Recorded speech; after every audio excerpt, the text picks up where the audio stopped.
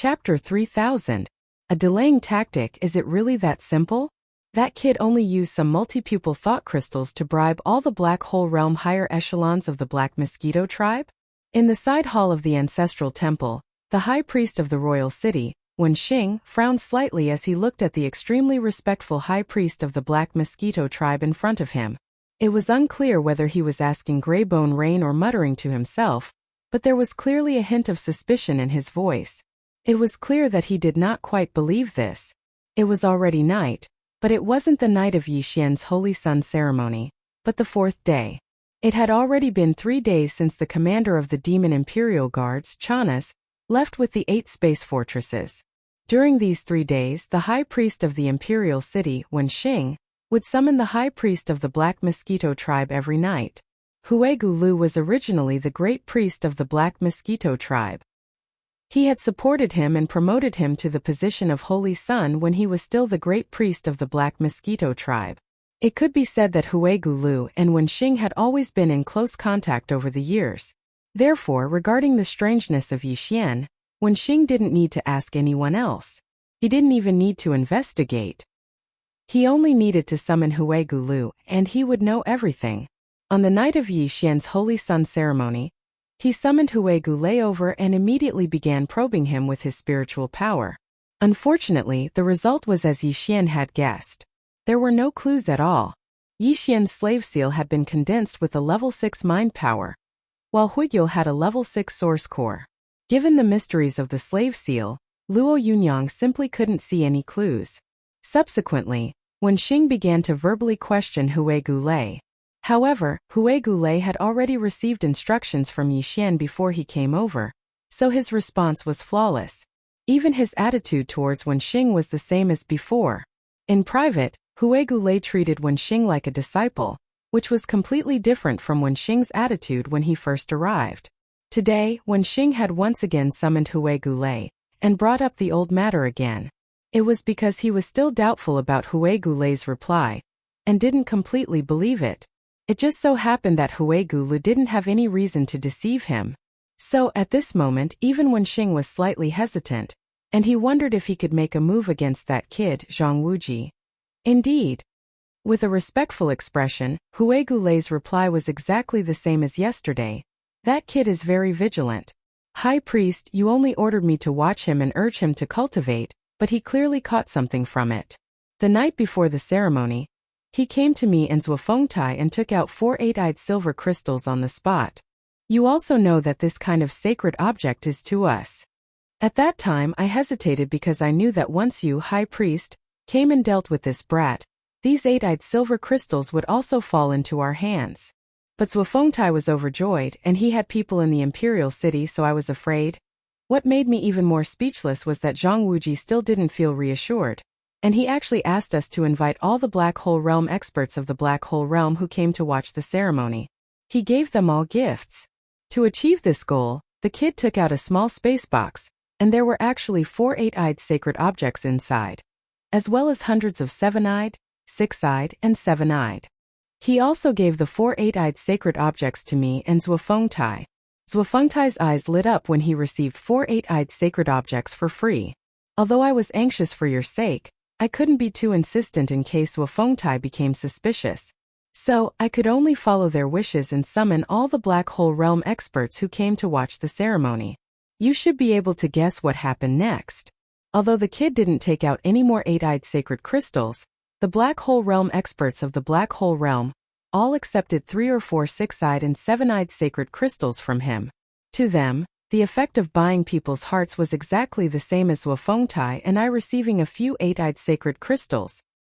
Moreover, the kid also told us that he gave a large number of multi-eyed sense crystals to the Demon King in the Demon Imperial City, and also told us about you, High Priest. He also said that Imperial Uncle Mo Qigong thought highly of him, and wanted to take him as his disciple.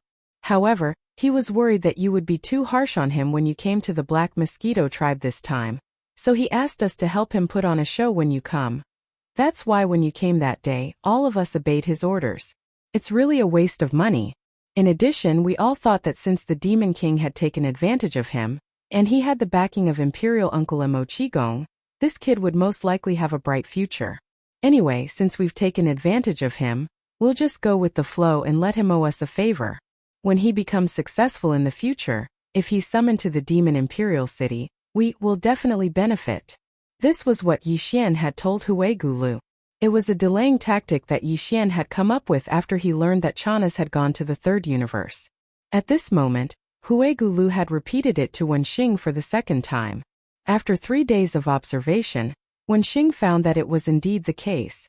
Unconsciously, he was relieved, so he didn't wait for Huigulu to finish, but waved his hand immediately. He said impatiently, Okay, you've already said these words before. It's not that this high priest doesn't believe you, so why do you need to repeat it so much?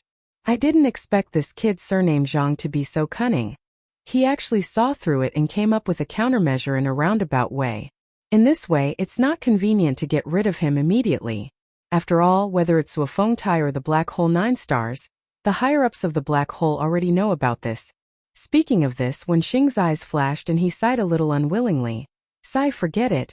I'll just let him live for a few more days. Everything will wait until Commander Jia returns. But one thing is completely certain, that is, this kid really has a lot of multi-pupil divine crystals in his hands. I'm afraid even the number of 8 pupil divine crystals is astonishing. Otherwise, how could he be willing to give you and Suofengtai 4 of each? He's really lucky. I don't know what he encountered in the Saint Devil Forbidden area that day, but he actually gained so much. Peng. Not good, High Priest, something big has happened. Just as he said this, a confidant of Huigulu suddenly rushed in from the door of the side hall. It was probably because he knew that Huigulu had a close relationship with Wenxing, so there was no need to be too polite. In addition, this matter was really shocking, so he actually rushed in directly. His face was full of shock. Seeing that Wenxing and Huigulu both turned their heads to look at him at the same time, he immediately reported with panic. I just received a signal from the Tianji main network. The Tianji clan's headquarters issued a warning to the entire First Universe, and issued a wanted order in the First Universe. It's related to the matter of our Black Mosquito ship. It's a person called Prince Xian. Chapter 3001. Translator. Nayerbo Studio Editor. Nayerbo Studio digging a hole to bury Wenxing, what? An arrest warrant from the First Universe? Even the Celestial Legacy race has been alerted? To create such a scene, it is indeed a big matter. Prince Xian? The prince of an everlasting dynasty? How dare he stay in the demon domain after robbing our Black Mosquito ship? Does he have 3 heads and 6 arms? He's too bold. When they suddenly heard this news, the expressions of Wenxing and Huigu changed drastically. They both cried out in alarm. Of course, the latter was faking it. He'd already known about this from Yi Xian. The reason Yi Xian told him and Suofengtai about this was to prepare in advance. However, Yi Xian naturally wouldn't say too much about his own identity. Therefore, Suofengtai and Huigulu probably thought of him as that Prince Xian. At this time, a priest from the ancestral temple walked in and reported to Huigulu that the fleet led by the Demon King's guard had just returned. This was what Wenxing had told Huigulu to inform him as soon as Chanas returned. In fact, Chanas had been back for a while. However, because the space fortresses were outside the atmosphere of the Black Mosquito star, they weren't immediately detected by the Black Mosquito City. The priest in the ancestral temple only found out because Chanas had brought a few guards and steered several small patrol ships into the Black Mosquito star, and arrived at the peak of the Black Mosquito Peak. As soon as the priest finished his report, the radiant Chanas strode into the side hall. A few of the Demon King's trusted subordinates remained outside the hall. Ha, High Priest, this trip to the graveyard starfield, the front line of the Third Universe, wasn't in vain. I didn't expect to find out such important news. This is a shocking secret that the Celestial Legacy race would issue an arrest warrant from the First Universe. Walking into the side hall, Chanas walked in with large strides while laughing heartily. He seemed to be in high spirits and very proud of himself. When Xingdong furrowed his brows as a thought flashed through his mind. He instantly guessed the cause and effect of this matter. It seemed that the wanted order issued by the Tianji clan in the First Universe was clearly done by Chanas. As the commander of the Demon King's guard and a trusted subordinate of the Demon King, he contacted the Celestial Legacy race in private without reporting such an important matter to the Demon King. This was clearly to ask for credit. Could it be? That this person had been bribed by the celestial legacy race as he had guessed? If so, then he was clearly a spy planted by the celestial legacy race by the Demon King's side. I presume the High Priest already knows about this matter? The Demon King also received the arrest warrant issued by the celestial legacy race in the first universe not long ago. At this point, Chanas keenly noticed the displeasure that flashed across Wenxing's face. His eyes couldn't help but freeze for a moment before he abruptly changed the topic. However, this Chanas seemed to have been a little too reckless back then. Due to the importance of this matter, I was worried that Prince Xian of the human race would take the opportunity to slip away. That would be too much of a pity, so in a moment of panic, I didn't think too much and directly reported this news to the Tianji clan. High Priest, you have to help me say a few more words. I still haven't dared to report this to the Demon King. When I realized it, it was already too late. I regret it so much. This is a small matter. It's fine. I'll talk to the Demon King later. Commander Chanas is also thinking about this mission. You're worried that the so-called Prince Xian will escape. When Xingdong sneered in his heart, but did not show it on his face. He casually responded to Chanas, then turned his head to look at the Black Mosquito Tribe's High Priest, Huigulu. Alright, hurry up and make the arrangements. Zhuofengtai is probably looking for you right now. The arrest warrant issued by the First Universe is no small matter. All the vassal races in the vast territory of the First Universe are obligated to send out fleets and take the initiative to share the search mission. Therefore, I presume that before long, there will be experts from some races and official fleets entering the demon territory. In addition of the 2 scout fortresses that Prince Xian took away, the Black Wind was one, and the Black Mosquito was the other. Therefore, the search forces of these extraterritorial races will most likely focus on the Black Wind territory and the Black Mosquito territory. Hurry up and make the arrangements. We can't let anything else go wrong. This time the Black Mosquito was at the front line of the Third Universe, the Graveyard territory, and fell. Therefore, although the Demon King is furious, he has no intention of implicating the Black Mosquito tribe. However, if something else goes wrong in the search operation later on, it will be hard to say. In response, Huigulu showed a timely and extremely worried expression. He immediately bid farewell and left in a hurry. After leaving the side hall of the ancestral temple, he did not go to the great commander's official residence in the Black Mosquito City.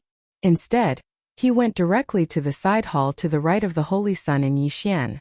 At this moment, Zhuofengtai happened to be in the side hall to the right of the Holy Sun. He had also rushed over to report to Yixian as soon as he received the arrest warrant from the First Universe. So that bastard Chanas is already back? Yixian did not know about the arrest warrant from the First Universe before. It was only after he had asked Zhuofengtai about it that he found out how shocking this damn thing was. While they were talking, the High Priest of the Black Mosquito tribe, Huigulu, stepped in and said, Chanas is indeed back. He just went to Wenxing. Then Huigulu told Yixian that Chanas had bypassed the Demon King planet and privately reported the information he had obtained from the Graveyard territory, the front line of the Third Universe, to the Heavenly Fate clan. This was the reason why the Heavenly Fate clan had issued the arrest warrant from the First Universe. In that case, no wonder the Heavenly Fate clan reacted so quickly. Chanas has just returned, and they even issued the arrest warrant. It turns out that it was all Chanas' doing. When he heard that the situation was actually like this, Yixian's face immediately showed a look of realization. Then, his eyes flashed, and the corners of his mouth slowly outlined a rather playful and mysterious smile. It seems that there is indeed something wrong with Chanas. I'm afraid that from this arrest warrant incident, both the Demon King Mo Wentian and the High Priest of the Imperial City, Wenxing, will be suspicious. I was just worried about how to deal with Wenxing. This is great. This is simply a godsend opportunity. Speaking of this, Yixian turned his head and glanced at Huigulu. He ordered, Alright, the arrest warrant has been issued. You guys should do what you need to do. If there are no important changes, don't come to my place so that Chanas and Wenxing won't be suspicious again. In addition, when you go out, inform Mosquito Butcher, who is waiting in the hall outside, to go to the right side hall of Wenxing and wait in the distance. Once Chanas leaves, report back to me immediately. Zhuofengtai and Huigulu immediately acknowledged and turned to leave. Chapter 3002. Translator. Nayarbo Studio Editor. Nayarbo Studio Fortress breaking out of the wormhole. The Heaven's Legacy race was the fully deserving overlord of the first universe. Now that the Heaven's Legacy race had personally issued this arrest warrant in the first universe, the large number of slave races in the first universe that were subordinate to the Heaven's Legacy race would more or less send out a search party in response to this matter. The only record of the Black Mosquito ship being found in the first universe was in the Demonkin Star Zone. Therefore, when the slave races responded to the arrest warrant and sent out search parties, they all locked onto the vast Demonkin Star Zone as their search target. In addition, when the Black Mosquito ship was found, it was attacking the Black Mosquito tribe's trial team that had gone to the Demon Royal planet for the Saint trial. Therefore, the Black Mosquito Star area would become the most important search area in the entire Fiend Star area. Although another scout fortress, the Black Wind, had also fallen into the hands of Prince Xian of the everlasting dynasty of the human race, the Black Wind Starfield, which was related to the Black Wind Starfield, would also be the focus of the search. However, the Black Mosquito Star area was the most important search area. Almost everyone knew this. After all, the Black Mosquito ship couldn't have attacked the Black Mosquito tribe's trial team for no reason. In order to investigate this matter, the experts of the slave clans would focus their main forces on the Black Mosquito tribe. The Imperial clan's fleet led by Chanas had come to thoroughly investigate this matter. In addition, the Tianji clan had issued the order for arrest in the first universe. As the controller of the star area, the Fiend tribe would definitely become the main force of this search operation. Therefore, Chanas would have to do his best to search in the coming days. As for Wenxing, as the high priest of the imperial city of the Fiend tribe, he was only here to supervise. He was equivalent to a military governor. Therefore, there was no need for him to follow the battleship around the star area. He could just stay on the Black Mosquito Star. This was indeed the case. After a brief discussion with Wenxing, Chanas walked out of the right side hall of the Black Mosquito tribe's ancestral temple. Together with his trusted subordinates of the Devil Royal Guards, he boarded the patrol ship and soared into the sky, returning to the royal fleet outside the atmosphere of the Black Mosquito Star. He would draw up a detailed search plan as soon as possible and start the search as soon as possible. As the military governor, Wenxing did not care about these specific matters. He remained in the Black Mosquito tribe's ancestral temple. This was exactly what Yixian wanted to see. Hence, when the wretched mosquito slayer returned and reported the news of Chanas's departure, Yixian grinned and immediately left the Saint's side hall. Immediately after, he summoned the Dongshu shuttle in the darkness of the night and charged into the sky. After exiting the atmosphere, he headed straight for the flagship of the royal fleet that was suspended outside the Black Mosquito Star's atmosphere. In other words, it was the gigantic cosmic fortress with a diameter of 20,000 meters. When they got close, Yixian walked out of the Void Cave shuttle, raised his hand, and stored it into the undying world within his body. He used his physical body to traverse the void and head towards the passage that the Demon King had just opened. Smiling politely, Yixian cupped his hands and said, "I am Zhang Wuji, the holy son of the Black Mosquito tribe. I have something important to report to Commander Jia. Please inform him." At the same time, at the edge of the Devil Domain, in the natural wormhole not too far away from the Black Mosquito tribe's Black Mosquito Star domain, a gigantic space fortress whizzed out of the wormhole. This gigantic space fortress was even larger than the diameter of the 20,000-meter Devil Emperor. It had reached a terrifying 50,000 meters. A diameter of 50,000 meters was the limit of space fortresses. It was a cosmic fortress. Since a diameter of more than 50,000 meters could no longer be called a space fortress, it had already stepped into the category of a space fortress. Hence, a 50,000-meter cosmic fortress was also known as a small fortress. And now, this space fortress that had rushed out of the wormhole was a small fortress. Judging from the fact that the wormhole was connected to the third universe, where the human clan lived, this small fortress with a diameter of 50,000 meters was most likely related to the human clan. In fact, this was indeed the case. This pitch-black, circular, gigantic fortress that was densely covered with countless small beehive-like folds came from the immortal dynasty of the human race. It was called the Heaven Cutter. Attack was the meaning of a crusade. Heaven meant the Tianji tribe, not the heaven of the world. The Heaven Cutter meant to suppress the Tianji tribe. The human race of the third universe had two camps. The science and technology camp was ruled by the Immortal Dynasty. The dynasty's capital was under the Immortal Star, and the empires were under its control. Under the empires there were small countries. Although this kind of 50,000-meter diameter astral fortress could be found in every small country under the empire, the three great empires didn't need to be mentioned. They had quite a few 50,000-meter diameter astral fortresses, and they even had true astral fortresses with 100,000-meter diameters. However, the heaven-sundering battleship that had just burst out of the wormhole had nothing to do with the three empires and the countless smaller countries under the jurisdiction of the dynasty. It was established on the immortal planet. The generals and soldiers inside the heaven-sundering battleship were all soldiers of the dynasty from the immortal planet. Even an insignificant warrant officer among them would not dare to underestimate them in the three empires, especially the smaller countries under the jurisdiction of the three empires. In the Immortal Dynasty, whether it was the three empires or the countless small countries under the three empires, their official armies were all independent. Although the military ranks were similar, for example, the soldiers were all privates, second-class soldiers, first-class soldiers, corporals, sergeants, and staff sergeants. The military ranks started from warrant officers, followed by second lieutenant, first lieutenant, captain, major, lieutenant colonel, colonel, brigadier general, major general, lieutenant general, 1 to 5-star generals, and the last marshal. However, although many countries in the science and technology camp had this uniform military rank system, the military ranks of each country were different.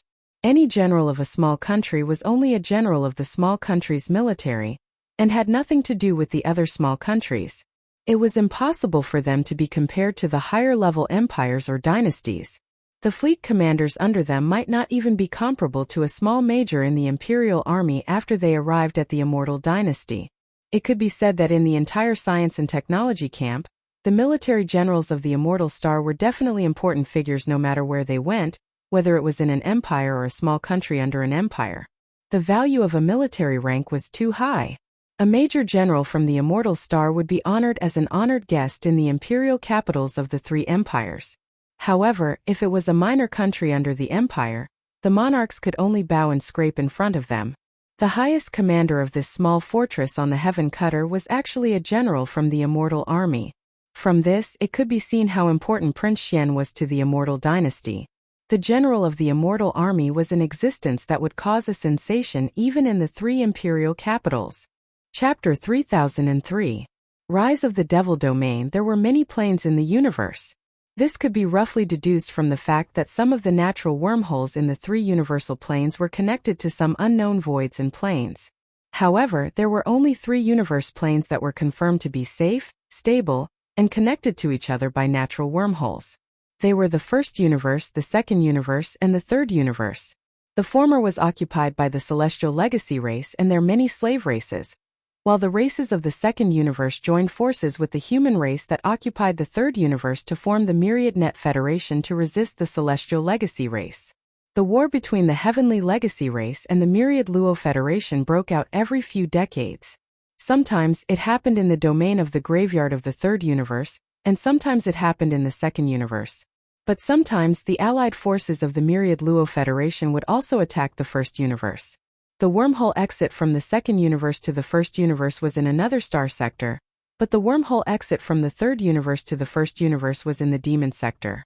Thus, once the immortal dynasties of the human race started a war with the Heaven's Legacy race, and they even took the initiative to travel from the third universe to the enemy's base in the first universe, the flames of war would start in the demon domain. If one were to say that the domain of the graveyard was the front line of the third universe, then the domain of the falling stars was the front line. In that case, the Demonkin star area was the front line of the first universe. Just as the Demonkin race was very familiar with the domain of the graveyard of the domain of the fallen in the third universe, the army of the immortal dynasty was very familiar with the domain of the demons as well. Even Naples, the general of the immortal dynasty, couldn't tell how many times he had been to the domain of the demons. But the most recent one was 50-some years ago, the final battle between the Heaven's Legacy race and the human race. And now, after 50 years, because of Prince Xian, the war between the Tianji tribe and the human race's technology camp had finally begun once again. With the arrival of the fortress fleet led by Admiral Naples, the flames of war would soon reignite in the Demonkin star zone. 11 bastions, 10 of which were the same size as Chanas's Devilbane, were 20,000 meters in diameter. There was also the flagship, Heaven's Valiant, 50,000 meters in diameter. This force might not be able to sweep through the entire Demonkin star zone, but it would have no problem crushing the Black Mosquito star zone, which was the closest to the wormhole. At the very least, this was absolutely the case before the search parties of the Celestial Legacy race's slave races arrived, because of the first universe's bounty issued by the Celestial Legacy race.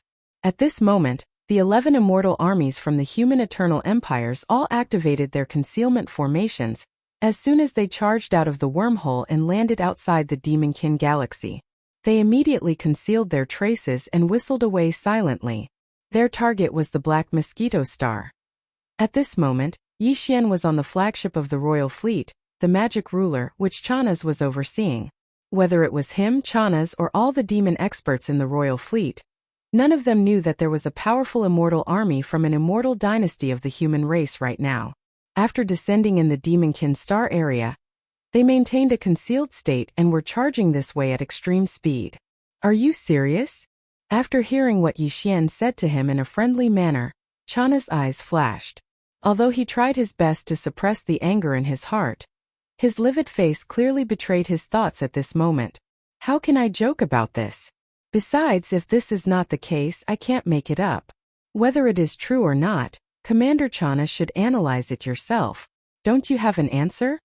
Seeing Chana's reaction, Yi Xian was secretly delighted, but he put on an aggrieved expression, as if he was being doubted even though he had poured out his heart.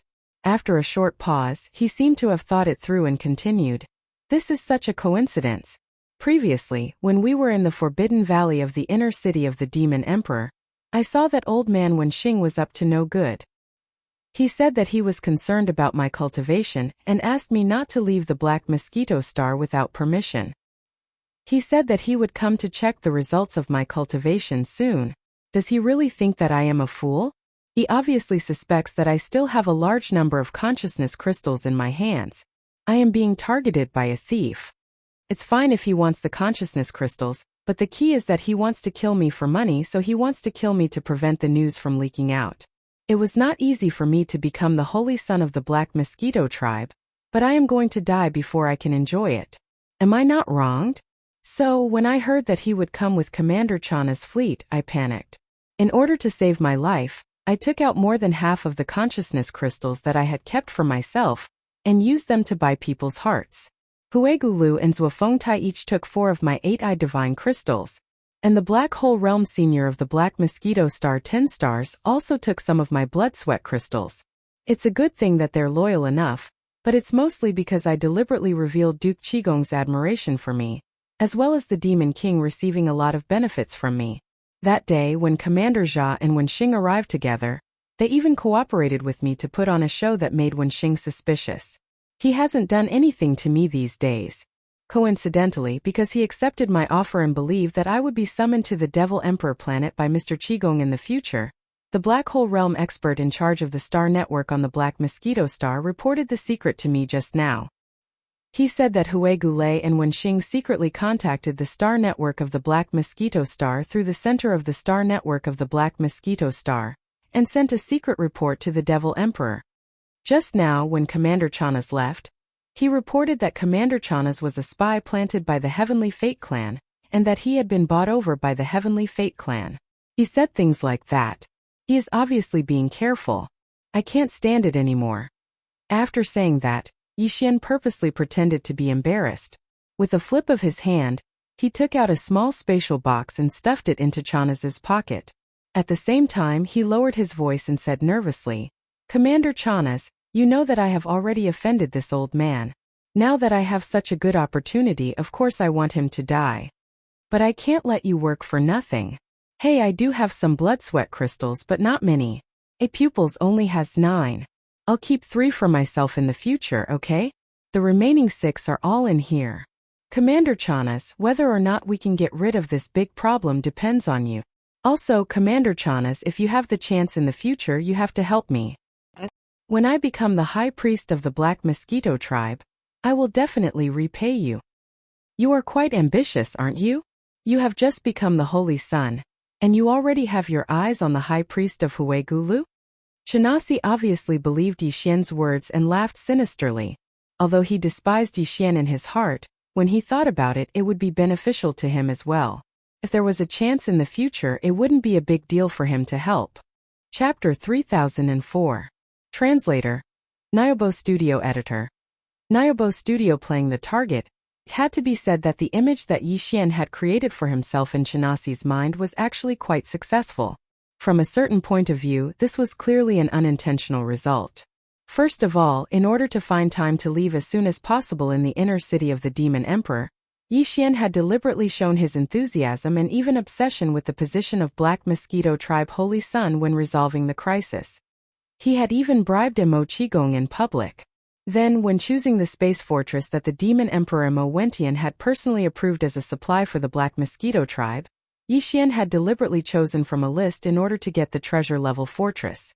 After choosing a junk, he had faced the opposition of Zhuo Liqing and Zhuo Honggu, using his identity as the Holy Sun to rudely confront them.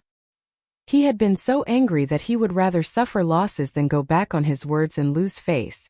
Finally, after returning to the Black Mosquito Star, he had sat on the position of Holy Sun for a few more days in order to save his life. He had even planned to get the position of High Priest of the Grey Bone Condor tribe and so on.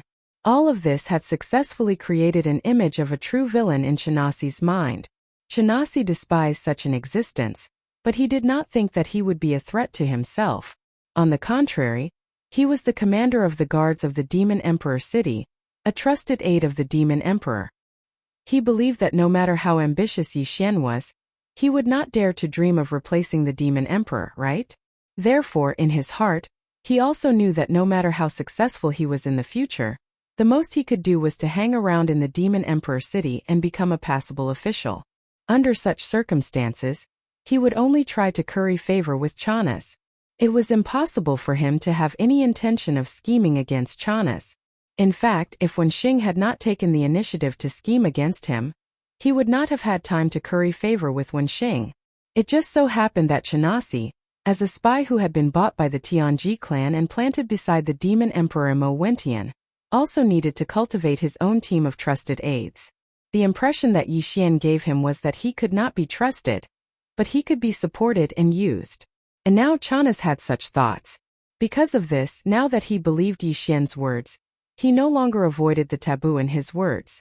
In any case, the relationship between Wenxing and Yi Xian, in his opinion, was already that of a mortal enemy.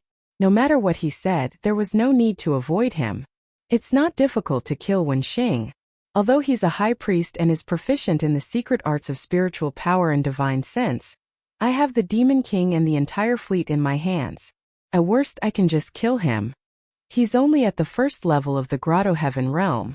No matter how powerful his secret arts of spiritual power are, can he withstand the might of the annihilation meteor cannon of the Demon King Fortress? As he spoke, Chanas seemed to have sunk into deep thought. Even the words that came out of his mouth seemed to be muttering to himself. Yi Xian naturally knew about the annihilation meteor cannon. Generally speaking, planetary-level warships with a length of 1,000 meters and stellar-level warships with a length of 3,000 meters were only equipped with ordinary star cannons. Only the smaller fortresses with a diameter of 5,000 meters and the larger fortresses with a diameter of 10,000 meters were equipped with the real star cannons. However, even the star-obliterating cannon couldn't really blast a small meteor into nothingness with a single shot, leaving not even a speck of dust. Previously, Yi Xian had used the Black Mosquito and the Black Wind to bombard Zhuo Hongwu's 3,000-meter-long Fengtung ship at the same time. After a round of simultaneous bombardment, the Fengtung ship was only blasted into 3 pieces. This was clear proof. But although there were many kinds of energy cannons on the giant fortresses with a diameter of 20,000 meters, the most powerful one was the upgraded version of the star cannons on the larger and smaller fortresses. It was called the Annihilation Meteor Cannon. If the energy cannons were to be used at full power and without regard to the cost, the energy beam fired by the giant fortress's Annihilation Meteor Cannon could reach a diameter of 5,000 meters. If the cannons were to be fired at full power, everything in front of them would be completely annihilated. It could be said that the effect of using the giant fortress's Annihilation Meteor Cannon to kill a Grotto Heaven realm expert Like Wenxing was basically no different from Yixian using the Weeping Soul Bloodhorn to kill him. There was no suspense. Even the drawbacks of these two methods were present now. The Weeping Soul Bloodhorn was inconvenient to be exposed. And if the Annihilation Meteor Cannon of the Demon King was to be used to kill Wenxing, it would be difficult to explain later. What a pity. Chana seemed to have thought of this point at this moment. He sighed unwillingly. Alas! Although it is convenient to use the Annihilation Meteor Cannon of the Demon King to kill Wenxing, and there is almost no chance of failure. At most, more unlucky people will be buried with him, but there needs to be a reason to do so.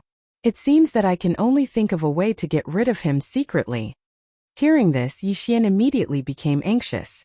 If I can get rid of him secretly, why would I ask you for help? If that was really the case, once Wenxing died, there would be many suspicious gazes immediately converging on him. And if Wenxing was killed by the Annihilation Meteor Cannon of the Demon King in front of everyone's eyes, Yixian could sit back and relax. Therefore, it was necessary to correct Chana's wrong idea. It was not good to be afraid of trouble. Thinking of this, Yixian immediately said tentatively, Commander Cha, old ghost Wenxing is a supreme existence of the Grotto Heaven realm. Even if you are the same or even stronger than him, I'm afraid that you don't have the confidence to crush and kill him, right? If we do it secretly and let him escape, I'm afraid our situation will be even more awkward. On the contrary, if we kill him openly, as long as the reason is barely passable, it will be more believable. After all, if we don't have the confidence, who would dare to kill the high priest of the imperial city like this? Didn't he say that you are a spy of the Tianji clan? Commander Cha, if worse comes to worst, you can just bite back and say that he is the spy afterwards? Anyway, the dead tell no tales. Besides, the demon race is still a subsidiary race of the Tianji clan. Even the Demon King would not dare to make such a big deal out of this matter. So, even if he is suspicious, he will definitely turn it into a small matter in the end. As time goes by, I believe that Commander Cha will have a way to resolve everything. Besides, I am a living person, can't I beat a dead ghost like Wenxing? Yes, this is an open scheme. As long as Wenxing is dead, everything will be up to this commander to decide. The Demon King that, Sir, even if he doesn't believe it, would he dare to make a big deal out of this matter? Ha ha ha. Chanasi's eyes instantly lit up. He raised his head and laughed loudly, then turned to look at Yixian. His eyes couldn't help but reveal a trace of admiration. Brat, although you're a bit wretched, you're actually quite quick-witted. This commander hasn't been able to get around this for a while. Wretched? Chapter 3005. Translator. Nayarbo Studio Editor. Nayarbo Studio Invasion of the Human Race, Rumble. Rumble. Right at this moment, a series of earth-shattering roars suddenly sounded. The Demon King fortress that Yixian and Chana's were in started to shake violently. This was clearly the rhythm of an attack. Yixian and Chana's were stunned for a moment. Then their expressions changed drastically. They had a bad premonition. After all, this was the Black Mosquito Star, and there was clearly a huge fleet stationed here. Under such circumstances, someone actually dared to launch a surprise attack on the flagship of the entire fleet, the Demon King. Even a fool would know that this was not a simple matter. At least, the other party must be extremely confident and believe that in terms of strength or combat power, he was definitely not weaker than the royal fleet from the Demon Emperor Star. Otherwise, wouldn't his actions be equivalent to courting death? If that was the case, it was obviously a big problem for Chana's and Yixian. Black Mosquito Ship? It must be the Black Mosquito Ship and the Black Wind Ship. Damn it, that Prince Xian has appeared. After being stunned for a few moments, Chana seemed to have thought of something. His expression kept changing and in the end he was actually ecstatic. He gritted his teeth. Lunatic. That guy dared to come from the third universe to the first universe controlled by the Tianji clan alone. He's obviously a lunatic. From the looks of it, it's understandable that he took the initiative to attack the royal fleet now. Ha ha ha. The heavens are truly helping me. As long as I can capture this Prince Xian, the merit I'll receive will be far greater than what I received from the third universe and reported to the Tianji clan. This bastard Prince Xian is truly this commander's lucky star. Whether or not I can leave the Demon Dweller Star region and be promoted to the Tianji clan's base camp will all depend on him. Ha ha ha. To the side, Yi Xian had long since been stunned by Chana's words. The black lines on his forehead crawled out once more, and his expression gradually became strange. However, from Chana's words, he at least unexpectedly obtained an important piece of information. Not only was Chana's a spy planted by the Tianji clan on the Demon Emperor Star, but this person's goal seemed to be to leave the Demon Emperor Star as soon as possible and go to the Tianji clan's base camp. This seemed to be useless now, but it might be useful in the future. Great Commander, this is bad. It was at this moment that two demon royal guards stumbled in, their faces full of fear and panic. Before Chana's could say anything, one of them said, "Enemy attack. We're under attack." "Pa! Are you blind? What's wrong with me? What's more, the demon ruler is already shaking like this. Do you think I don't know this is an enemy attack? Am I stupid?" Chana's was so angry that his entire face turned red. He raised his hand and slapped the Nephilim guard. Panting heavily, he pointed at the guard's nose and scolded, "It's just 2 scout fortresses. The whole fleet is so huge. Do you have to panic like this? If word gets out, this commander's face will be completely ruined by you." "It's not like that, great commander.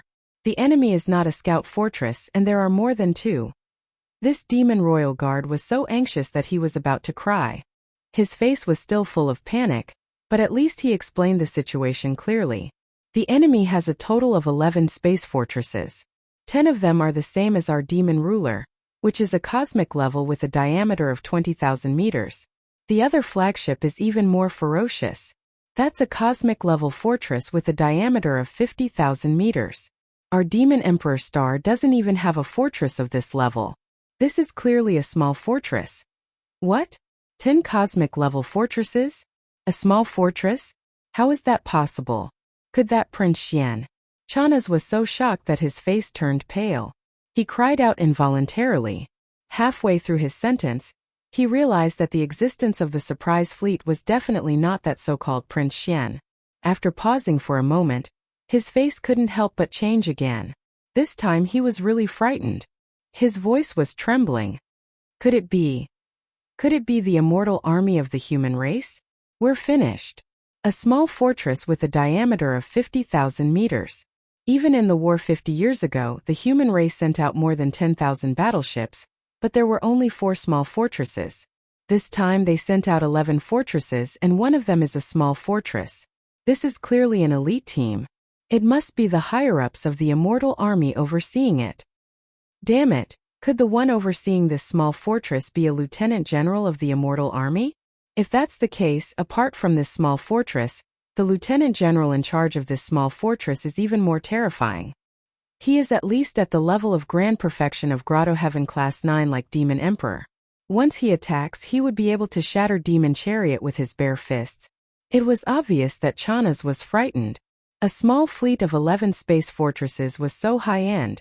An ordinary fleet was a cosmic-level fortress with a diameter of 20,000 meters like the Demon Ruler, and its flagship was even more terrifying. It was a cosmic-level fortress with a diameter of 50,000 meters. Chana's, who had fought a few battles with the immortal army of the human race, had never encountered such a situation before. It was inevitable that he would be shocked and flustered. As for Yi Xian, after hearing these words, strands of light burst forth from his eyes, and his face was filled with a sense of longing. A lieutenant general of the immortal army of the immortal dynasty? How awe-inspiring! Not only could he lead such a high-level and terrifying fleet, but even someone of Chana's level would be scared out of his wits. This awe-inspiring presence, TSK. Other than the word stunning, Yi Xian couldn't find any other words to describe his feelings at this moment. However, this feeling was quickly thrown to the back of his mind. The fascination and envy were inappropriate. The most important thing now was what was in front of him. Without a doubt, this fleet must have come from the human race. If there were no surprises, the news of Chana's going to the 3rd universe of the human race had been leaked. This even included the reason why he went there. This wasn't surprising. How could the immortal dynasty not have any spies among the demon race? That didn't make sense. The reason why the immortal dynasty's fleet came was most likely to save Prince Xian. After all, the current Prince Xian was definitely an illustrious existence in the human race and even in the entire myriad Luo Federation.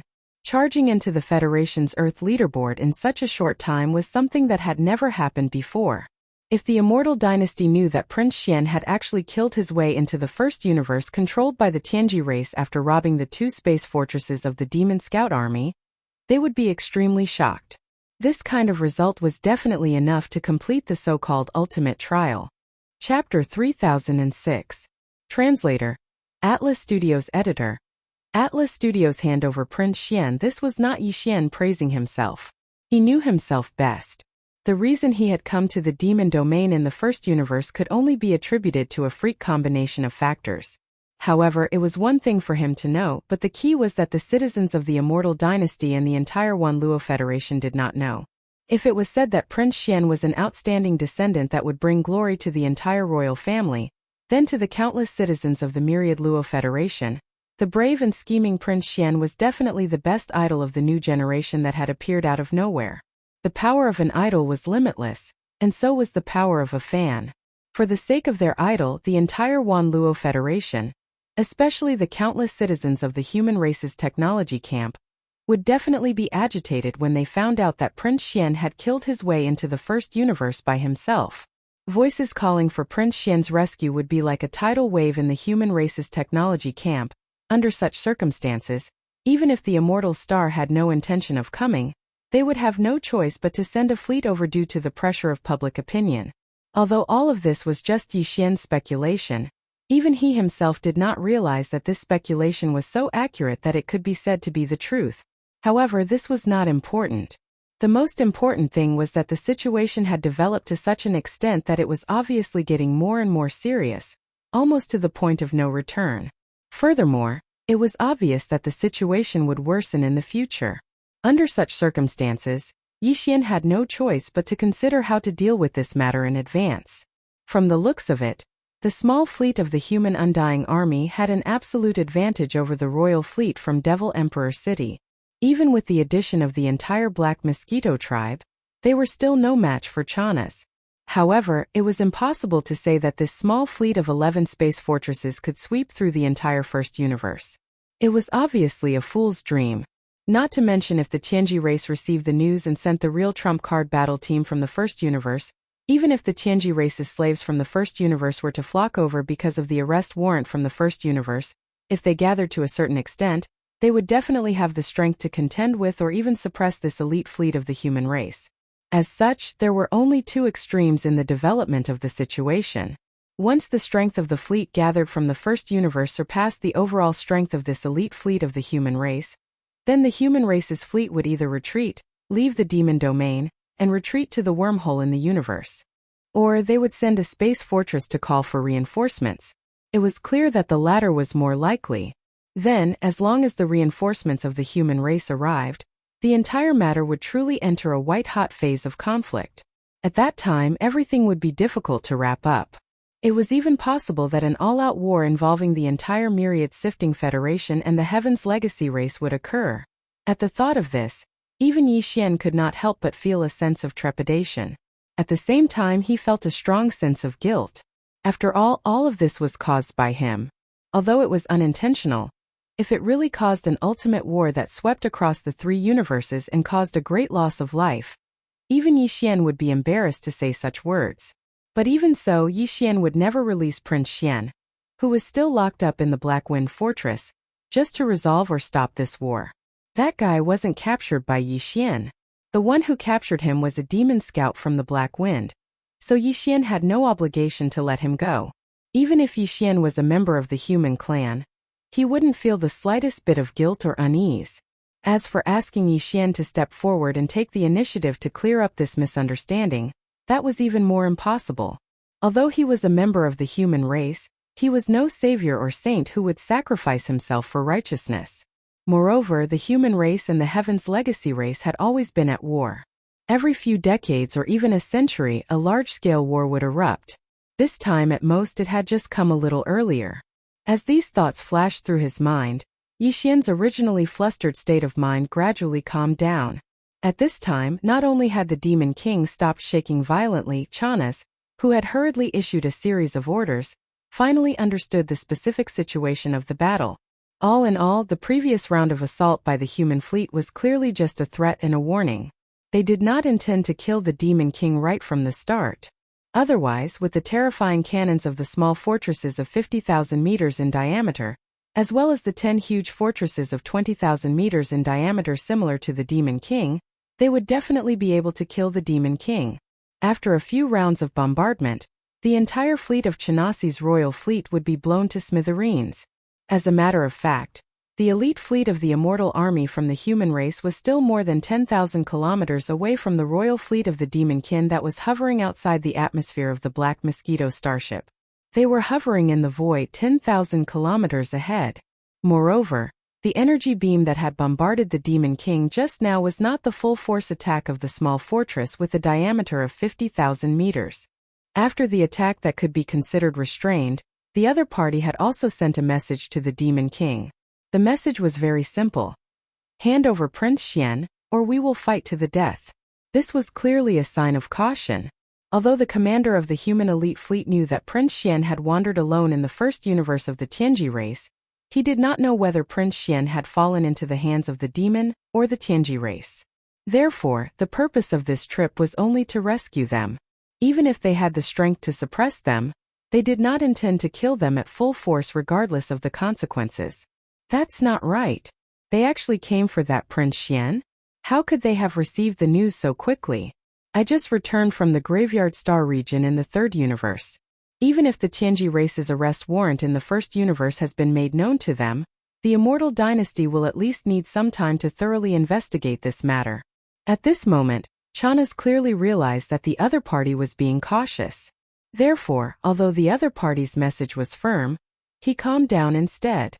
As long as the other party was unable to confirm Prince Xian's whereabouts, even if they were to fight, it would definitely not be the kind of full-force attack that would not stop until one of them was dead. At most, it would be a probing attack with various motives. Chapter 3007. Human Race Spy. When Xing thinking of this possibility, Chanas couldn't help but feel depressed. Damn spy, how dare he leak the news that I am going to the Graveyard Star field? If that's the case, it's enough for the Immortal Dynasty to confirm this matter immediately, and there's no need to investigate further. It seems that this must be the truth. This is a heaven-sent opportunity. Yi Xian's eyes lit up in an instant, and even his tone was clearly a little excited. He turned to Chanas and grinned. Commander Cha, this is indeed a brilliant plan, huh? That old guy when Xing reported to the Demon King that you are a spy of the Heavenly Fate race, and you labeled him as a human spy. This time the human race is strange. If you think about it carefully, I'm afraid even the Demon King will be suspicious. Commander Cha is really amazing, coming up with such a brilliant plan so casually. I have no choice but to be impressed. As he spoke, Yi Xian's face was filled with undisguised admiration. His eyes were so hot that even Chanas couldn't help but be stunned. Brilliant plan? You mean this chief? Of course, what kind of brain does this chief have? How can I not even have the ability to adapt? You must be kidding. Chanas subconsciously replied in a daze, but halfway through, he slowly understood the meaning of Yi Xian's words. After a short pause, his expression immediately changed, and he proudly raised his hand and pointed to his forehead. Such a scene almost made Yi Xian burst out laughing. He tried hard to hold it in and his neck became thicker. Fortunately, he was pretending to be excited at this moment, so he didn't expose himself. So when Xing's matter is settled, since the human race has sent an elite fleet, I'm afraid a war will start immediately. Under such circumstances, the entire Black Mosquito star field will fall into chaos. At that time there will be plenty of opportunities to kill when Xing. Commander Cha, you can do as you see fit. In short, you can rest assured that I am also involved in this matter, and will keep my mouth shut. Yi Xian deliberately said this to reassure Chanas. As expected, the other party was stunned for a moment, and then gave Yi Xian a meaningful look. After confirming that Chanas had given up on the idea of killing him, Yi Xian spoke again. In that case, I will return to the Black Mosquito star first. On the one hand, it's probably chaotic down there and we have to prepare for war. On the other hand, it's not convenient for me to be seen here. If when Xing, I'm afraid something will happen. Chanas nodded his head in response and didn't say anything else. Compared to killing Yixian to silence him, he felt that if he kept this kid alive in the future, he would have the chance to raise him up and make good use of him when he grew up. At that time he might be more useful. Anyway, as Yixian said, he was also involved in this matter, and definitely wouldn't leak any information. Immediately, Yixian left the Demon King's ship and didn't activate the Dongshu shuttle. He directly concealed his figure and crossed through the atmosphere of the Black Mosquito Star with his physical body, heading towards the Black Mosquito Peak in the depths of the Black Mosquito City in front of him. At the same time that Yixian returned to the Saint's Side Hall, the news that the elite fleet of the human race had arrived, and that they had already launched an attack on the Demon King finally spread from the Royal Race Fleet outside the atmosphere to the Black Mosquito City. Inside the atmosphere, the entire Black Mosquito City was in an uproar. Countless demon experts looked up at the sky in shock, but unfortunately, they couldn't see anything due to the existence of the atmosphere. At this moment, the demon experts in the Black Mosquito City were glad that the Royal Race Fleet had arrived. Otherwise, without them blocking the Royal Race Fleet, the Black Mosquito City would definitely die faster if they went up to fight on their own. At least the Royal Race Fleet had a huge cosmic fortress with a diameter of 20,000 meters. What about the Black Mosquito Star? Now there wasn't even a single fortress with a diameter of 10,000 meters. Although there were many experts in a fleet battle like this in the vast universe, unless one's individual strength reached a certain level, such as at least the Grotto Heaven realm, one would only end up as cannon fodder no matter how many people went. While the entire Black Mosquito City was in chaos and was rapidly spreading to the entire Black Mosquito Star, and even the entire Black Mosquito Star sector that the Black Mosquito tribe occupied, in the right side hall of the tribe's ancestral temple on the peak of the Black Mosquito Peak, Wenxing was instantly shocked when he received the news from the royal fleet outside the atmosphere. Although he clearly knew that he couldn't see anything, he still looked up at the night sky through the window. His face was full of shock and dissatisfaction. Damn it! 10 cosmic states and 1 cosmic state? This is at least a lieutenant general of the Immortal Army. Who is it? Those old guys are too impulsive. They didn't even inform me of such an important operation. How am I supposed to deal with this in such a hurry? At this moment, if Yixian was here and heard Wenxing's words, his jaw would probably drop. This old fellow was actually a spy that the immortal dynasty of the human race had planted in the demon race. Yixian had unintentionally guessed this matter. Of course, even if Wenxing was a spy for the humans, he had only been bribed for some benefits or other reasons. His situation was similar to Chana's, but it didn't mean that they weren't demons. Regardless of whether it was Wenxing or Chana's, they were still genuine devil cultivators. After all, the unique characteristics of the devil cultivator's mental strength weren't something that could be faked so casually. After so many years, Yixian was the only exception. He was actually able to forcibly form a mind source core in his brain with the body of a human, something that only demons possessed. It seems that this so-called Prince Xian is extremely important to the immortal dynasty. Otherwise, the immortal army wouldn't have come so quickly. After a soft cry of dissatisfaction, Wenxing continued to mutter to himself, but his emotions quickly calmed down. His brows were tightly knitted as he began to think about how to deal with the situation before him. The other party only gave a warning. Although their attitude is tough, and if they don't hand over Prince Xian, they will definitely attack with all their might. However, this at least revealed one thing, which is that even they can't contact Prince Xian. Damn it. What kind of existence is this so-called Prince Xian? He actually caused such a huge disaster by himself. If things don't go well this time, the all-out war between the first and third universes will most likely break out early. Chapter 3008. Chaos ensues. With this in mind, Wenxing immediately left the ancestral temple's side hall. He raised his hand to summon an ancestral temple priest and ordered him to inform High Priest Huigyul that he would be supervising the battle and would be returning to the royal fleet first. At the same time, everyone on the Black Mosquito Star should immediately prepare for battle. The energy beam from the cannons of the human race fleet could descend at any time. After giving all these instructions, Wenxing immediately left the Black Mosquito Star with some of his trusted subordinates. They boarded 2 small patrol ships and charged toward the atmosphere. Along the way, he had already decided that when he reached the royal fleet outside the atmosphere, He would definitely not go to the flagship Magic King where Chana's was. Instead, he would choose a large fortress with a diameter of 10,000 meters. After all, this immortal army elite fleet of the human race was too terrifying. A small fortress with a diameter of 50,000 meters would not appear even in some small-scale battles between the human race and the Tianji clan. If the super annihilation cannon with a diameter of 20,000 meters was used at full power, one shot would be enough to destroy the Magic King.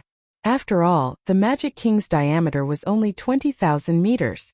And in this royal fleet, the Magic King was the only cosmic fortress with a diameter of 20,000 meters. It was too eye-catching. Even a fool would be able to tell that the Magic King was the flagship of the entire fleet. If they really went there, they would clearly have to be prepared to become the enemy's first target at any time and be bombarded until nothing was left. The news of Wenxing's hurried departure quickly reached Yi Xian's ears. Although this old fellow had said good things and used the excuse of supervising the battle as an excuse, Yi Xian could tell at a glance that he clearly did not want to stay on the Black Mosquito Star to be a target. After all, it was the human race that had come this time, and it was definitely not a joke. Moreover, it was a small fortress with a diameter of 50,000 meters. That energy beam with a diameter of 20,000 meters was too terrifying.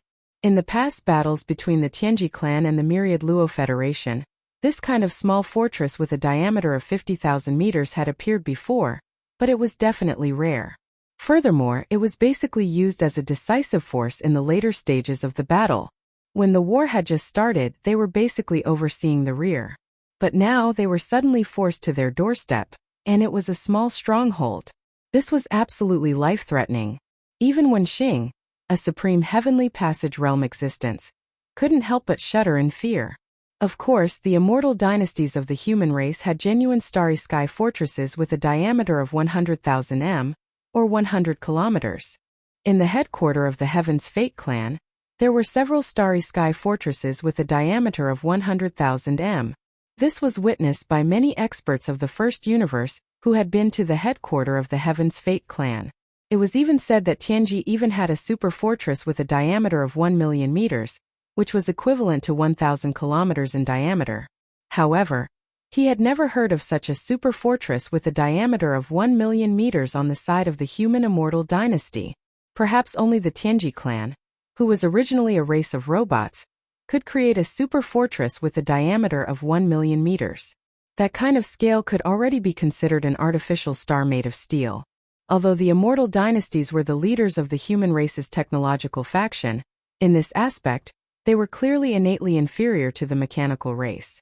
But even if the Tianji clan really did have a super fortress with a diameter of 1 million meters, which was equivalent to 1,000 kilometers in diameter, it would probably be the ultimate trump card of their entire race. It couldn't be used lightly. Therefore, a true stronghold with a diameter of 100,000 meters, or in other words, a great stronghold, could be considered the ultimate foundation of both the Heaven's Legacy race and the immortal dynasty of the human race's technological faction. This kind of ultimate strength, unless the human race and the Tianji clan were engaged in an all-out battle to the death, would generally be restrained and would not be used lightly. It was like the nuclear weapons of Yi Xian's previous life on Earth. Whoever used it first would fall into a passive position, and the development of the subsequent battle would be very difficult to control. In other words, in the many battles between the human race and the Tianji clan, this kind of small fortress with a diameter of 50,000 meters was already the most powerful force that could appear under normal circumstances.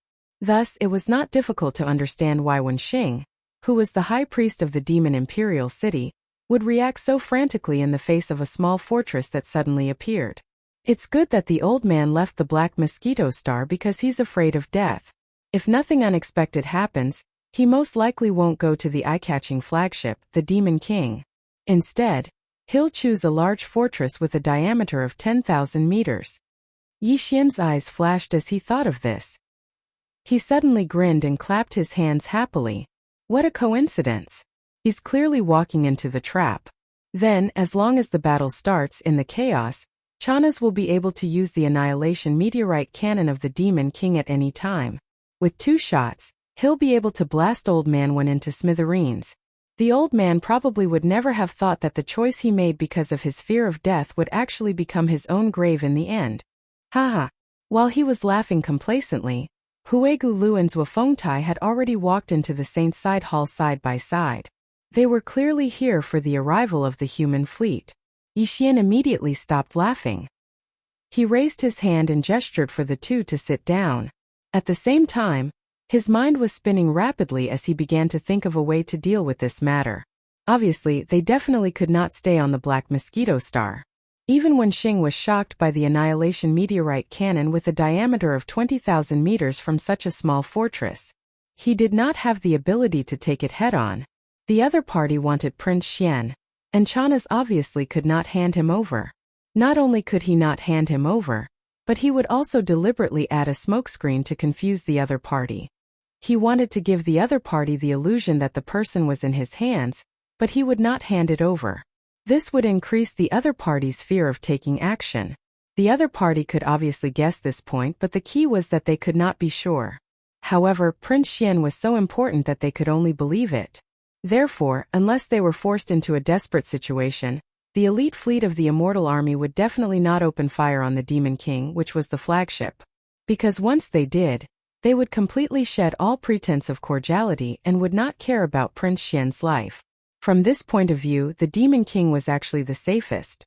Unfortunately, Old Man Wen Xing panicked and did not see through this point. If he was really killed by Chanas, he deserved it. However, although the human fleet wouldn't destroy the Demon King so easily, in order to deter the enemy, the only thing the human fleet could do was to fire at other warships or fortresses to deter the enemy. Since the commander of the Demon King refused to hand over the captives, the only thing the human fleet could do was to fire at other warships or fortresses to deter the enemy. After trying this a few times, if it was still to no avail, they would definitely aim their cannons at the Black Mosquito Star.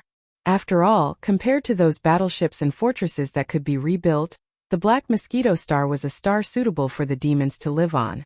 If it was really destroyed, it would be completely gone. Chapter 3009.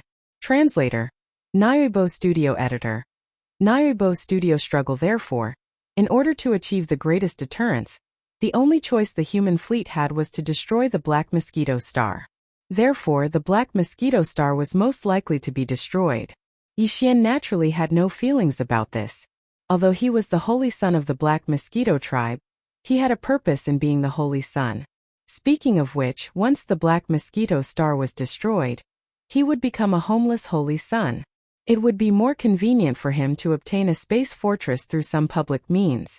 Then, he could use the name of the Black Mosquito tribe's holy son to roam around with the space fortress as his base.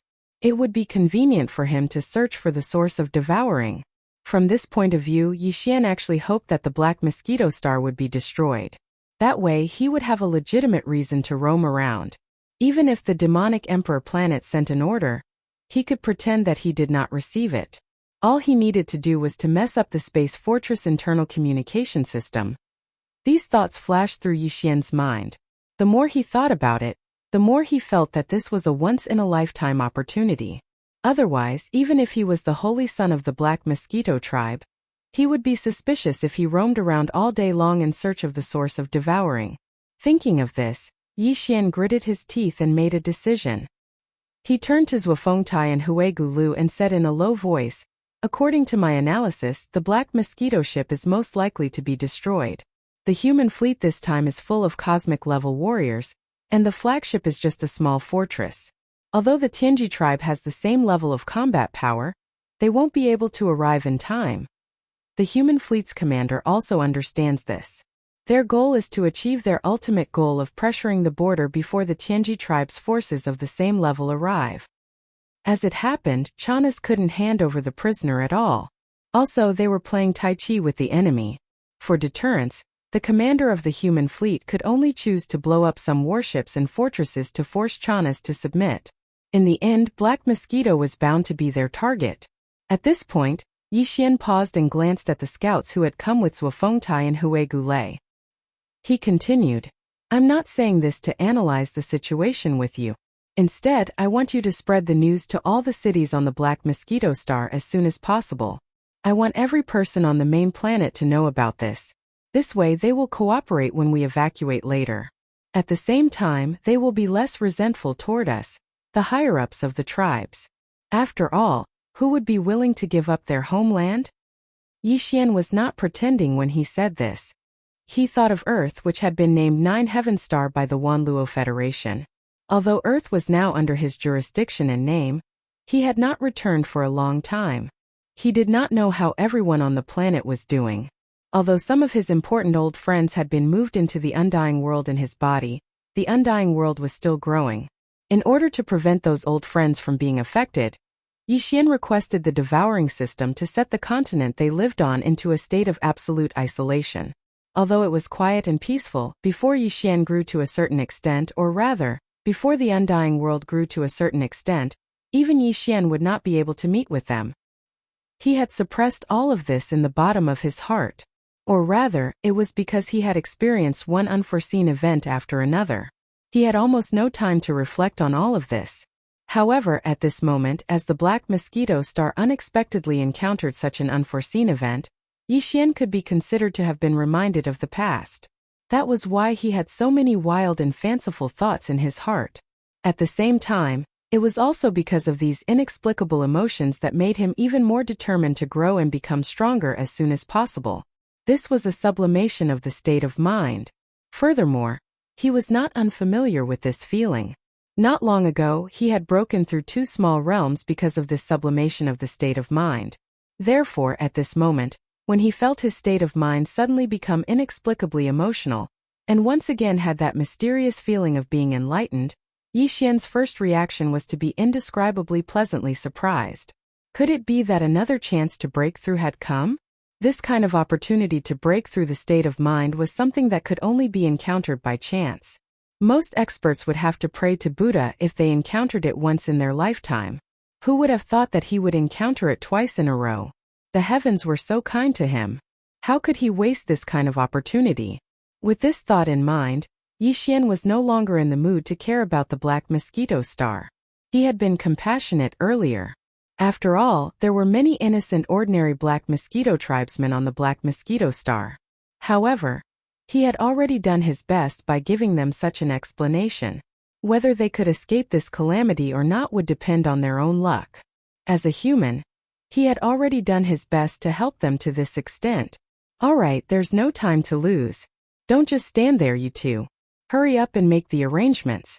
Activate all the battleships on the Black Mosquito Star. Try your best to take every Black Mosquito Star clansman away. At this point, Yixian waved his hand and turned around to walk back to his room. When they heard his words, both Huigulei and Zhuofengtai were a little stunned. Although they had become Yixian's demon slaves, the strength of a demon slave lay in this. While it refined and enslaved the spirit source core in one's brain, it would not affect any of one's previous memories or habits of thought. This way, the demon slaves who had been implanted with the slave imprint would be able to use the seamless network perfectly. However, at the same time, this also led to the devil cultivator experts becoming demon slaves. Although their origin cores had been refined by the slave imprint, they had a sense of obedience and loyalty to Yixian like they were destined to. However, at the same time, the deepest obsession in their original consciousness would still be preserved and still exist. However, this had now become a thought that was secondary to loyalty to Yixian. Although Zhuofengtai and Huigulei were the great commander and high priest of the Black Mosquito tribe, there was no need to doubt their feelings for the Black Mosquito tribe. Because of this, when the Black Mosquito tribe was facing an existential crisis, their loyalty to Yixian couldn't be changed. At the very least, it was like this before they had the ability to break free from the suppression of the slave seal. At the same time, their sense of loyalty to Yixian also made them feel worried about the Black Mosquito Star. However, this kind of worry for the tribe was something that even they were powerless to do anything about. The suppression effect of the slave imprint was like their nature, and their worry for the tribe was like an acquired emotion. Their nature suppressed their emotions, making them feel inexplicably painful. It was like a struggle. Chapter 30:10. First-rank satellite. Sometimes, accidents would happen when one's mind and willpower went from being extremely tense to completely relaxed. This was what it meant to have an emotional roller coaster ride. Yixian, who had turned to leave, didn't notice that at this moment, Zhuofengtai's and Huigulei's eyes, which were originally slightly red, seemed to flash with a trace of unexpected confusion. Moreover, it didn't disappear in a flash but stayed for about 2 to 3 seconds. Then it disappeared again and they regained their clarity. Although Yixian didn't notice all of this, the wretched mosquito butcher, who had been standing at the side, clearly saw it all. While Zhuofengtai and Huigulei's eyes were unexpectedly filled with confusion, the wretched mosquito butcher's eyes suddenly brightened, revealing a trace of pleasant surprise. However, it was quickly suppressed by him. When Zhuofengtai and Huigulei led the other demon dwellers behind them, who were also moved to the point that their eyes were somewhat red, a trace of brilliance once again appeared in the wretched mosquito butcher's eyes. His gaze, which carried a rather playful charm, was fixed on the backs of Zhuofengtai and Huigulei as they left. The corners of his mouth slowly curved into a mysterious smile. It was unfathomable. When Zhuofengtai and Huigulei left, Yixian had already entered his room and sat down cross-legged, entering into a state of cultivation. A breakthrough in the state of mind was something that could only be encountered, but not sought. However, a breakthrough in the state of mind didn't necessarily mean that a breakthrough in cultivation would follow. The last time his state of mind had a breakthrough, the reason why his cultivation naturally broke through as well was because he was in the state of condensing the slave seal with all his strength. He was absorbing the spiritual origin energy from a large number of weeping soul beasts. Although the spirit origin energy was a method for the devil cultivator to cultivate and increase his strength, it had nothing to do with human cultivators. However, as a human cultivator, Yixian possessed the spirit origin core of the devil cultivator. He had clearly become an anomaly that had never been seen before in history. Whether it was the devil cultivator's mental strength or the way for human cultivators to increase their cultivation, they were both able to affect his cultivation.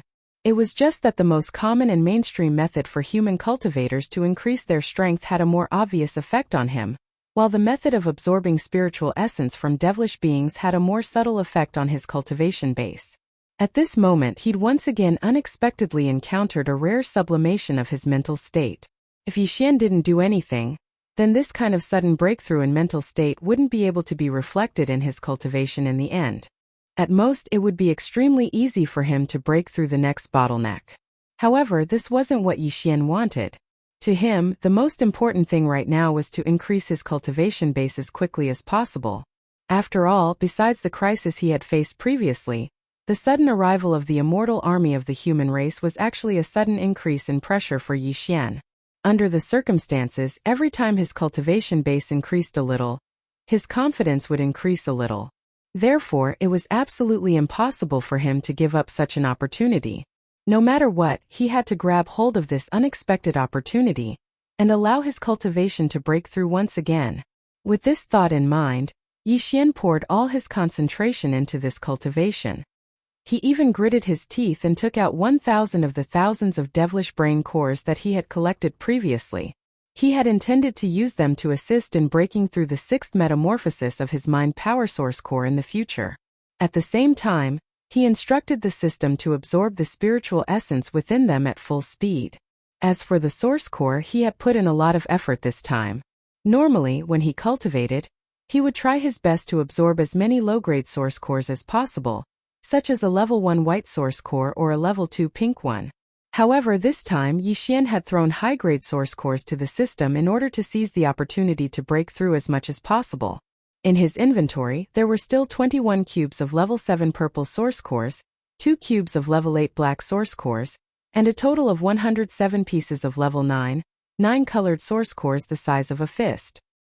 He couldn't bear to use the level 9 colored source cores, as they were legendary treasures that could only be discovered, not sought. Even though he still had 107 of them, when his cultivation base increased in the future, he would only need one piece every time he broke through.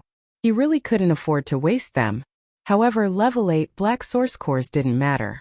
Therefore, this time, the source of the star core that Yixian threw to the devouring system was a cube of level 7 purple and a foot of level 8 black. Even though they were only 1 square foot and 1 square foot, these were enough to make even black hole martialists envious. However, Yixian had only used them for a one-time cultivation consumption. Even black hole martialists could only sigh and wring their hands in regret at such a huge expense. Breaking through 2 levels in one cultivation session was a pleasant surprise. Yixian had often experienced this before he entered the starry sky environment, but he had only experienced it twice after entering the starry sky environment. The first time was in the corpse pool in the Devil Sage Forbidden Land, and the second time was when he unexpectedly broke through his cultivation base. This time, Yixian was also looking forward to 2 consecutive breakthroughs. It wasn't that his appetite had grown after the previous 2 breakthroughs, but that his current cultivation base was coincidentally at level 8 Meteor Martialists, which was extremely crucial. If he only broke through 1 level, then he would still be in the Meteor Martialists. Even though he was at level 9, the increase in his strength wouldn't be significant. However, if he broke through 2 levels in a row, then it would be different. At that time, he would enter level 1 Satellite Martialists. Level 9 Meteor Martialists was also the second major realm, but level 1 Satellite Martialists was actually the third major realm, even though level 1 Satellite Martialists was only at the beginning of this realm. The leap of a major realm and the change in one's cultivation base was definitely not as simple as breaking through a small level within the same realm. That was why Yixian was looking forward to it so much. However, at the same time, it also meant that it was extraordinarily difficult to achieve this. It was precisely because he had considered this that Yixian had invested so much in this battle. Moreover, it was in the level of the mental strength of the Devil Cultivator and the cultivation strength of the Human Cultivator that he had to work hard to improve. With such a 2-pronged approach, coupled with the opportunity to improve one's cultivation base, even if he broke through 2 levels in a row this time, which was a leap of a major realm, in Yixian's opinion, the possibility of success wasn't completely impossible. Hard work paid off. In other words, opportunities were only for those who were prepared. It was precisely because Yixian was fully prepared. Whether it was the Demon's Brain Core to improve mental strength or the Star Core's origin to improve human cultivation base, he had long prepared for it. In addition to the opportunity to improve one's cultivation base, Yixian finally got what he wanted with the 3-pronged approach. Chapter 3011. Translator. Nayurbo Studio Editor. Nayurbo Studio evacuating the Tribe First Order satellite? Yixian opened his eyes, and a glint of ecstasy flashed across his eyes as he clenched his fists subconsciously. He had finally reached the 3rd major realm. As long as he could cross this boundary and enter the 4th major boundary, the planet grade, his cultivation base wouldn't be considered low even among the human race. Among the human race, the 4th major realm, the planet grade, was already considered a person who had entered the galaxy. An ordinary human expert would need at least 100 years to break through to the planet grade. Even the younger generation of some great family clans and factions would need 20 to 30 years to do so, even if they had a large amount of cultivation resources. How long had it been since Yixian entered the galaxy? Less than a year. This was enough to be proud of. Although it was because he had obtained a large amount of cultivation resources, didn't he obtain these cultivation resources through his own hard work? I'm getting a little complacent. This can't be. Yixian shook his head and laughed bitterly as he muttered self-deprecatingly. Then he stood up from the ground. The breakthrough of a major realm allowed him to clearly feel the growth of the power in his body. At this moment he had an unprecedented sense of power. However, now was not the time to indulge in this kind of joy. The Black Mosquito Star was in danger, and a terrifying energy beam could blast through the sky at any time, creating a bottomless pit in a certain area. It was better to leave as soon as possible. Although the Black Mosquito Star was huge, Yixian had nothing to worry about as long as he was here. If he had to say anything, it would at most be the demon slaves he had subdued. After all, he had spent a lot of effort to condense the slave seal to successfully subdue them. It would be a waste if they died. However, the truth was that among the dozens of demon slaves he had subdued in the Black Mosquito tribe, there were only a few left on the Black Mosquito Star. Only Zhuofengtai, Huigulu, and a few other high-ranking members of the Black Mosquito Star remained. As for the high-ranking members of the Black Mosquito tribe's other 9 demon star planets, they had already returned to their respective demon star planets the day after his saint ceremony. Even Hao Fangfang was taken away by his father, Hao Deshuang, back to the Black Roar planet. Now the Black Mosquito Star was a little hard to see through. Hao Deshuang was the first to leave, and he was even in a hurry. It was clear that he did not want to get involved in this mess. As for the Black Mosquito Star's demon slaves, they were all higher-ups. Whether it was Zhuofengtai, Huigule, or the others, not to mention anything else, just their cultivation alone was above the Black Hole realm. Therefore, Yixian didn't need to worry about their safety. If there was really anyone who needed him to remember to leave the Black Mosquito Planet, it would probably be the wretched old mosquito butcher. However, he had been following Yixian around like a sticky candy. Even if Yixian wanted to forget about him, it was basically impossible. When Yixian walked out of the Saint's side hall, he looked around and saw that everything within sight was bustling. There were quite a few demon dweller cities on the Black Mosquito Planet. There were dozens of them.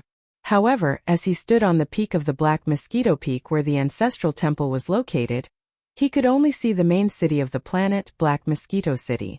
Right now, the low altitude of Black Mosquito City was densely packed with warships of various sizes. Although the demon people were not as passionate about technology as the human race's technology faction and the Everlasting Dynasty, they were attached to the Tianji clan, a strange race that was even more gifted than the humans in terms of technology research and creativity. Therefore, after so many years of assimilation, the experts of the demon people were already used to using technology, although they were not very proficient in it. Right now, there were warships of various sizes floating in the low altitude of Black Mosquito City. Other than the official warships, many of them were even the private warships of some demon people experts. At this critical moment of the survival of the tribe, very few people would continue to hide. It was good to be able to take away one more tribesman and some important resources. Soon, under Yixian's silent gaze, some warships that were fully loaded took off one after another. Soon they darted into the high atmosphere of the night sky. Of course, it was the atmosphere in the opposite direction of the human race's fleet. In just half an hour, the entire Black Mosquito City was almost empty. All the demon people experts were taken away by the warships. They were going to the other 9 demon planets of the Black Mosquito tribe to catch their breaths and then make more thorough arrangements. The situation in the Black Mosquito City was similar to that in the other demon cities on the Black Mosquito Star.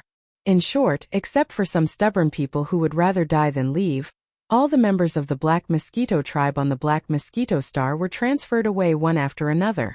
Although they were in a rush and did not have time to take away many important resources, those were just worldly possessions. At this time they could not care about them. Did it not matter?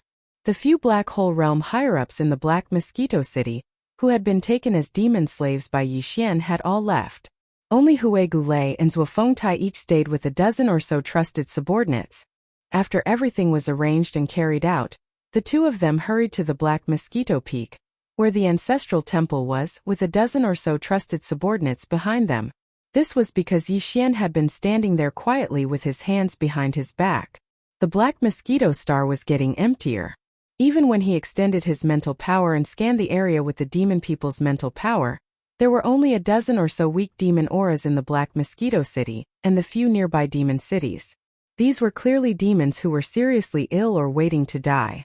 Since they were going to die, it did not matter where they went, so they might as well die in their homeland. All of this caused Yixian to inexplicably sigh with emotion. He was indeed not a demon person. Sometimes he would even kill demons and take their brains. However, at this moment, Yixian really sympathized with the Black Mosquito Star and the entire demon race. At the end of the day, they were just a pitiful race that had been enslaved.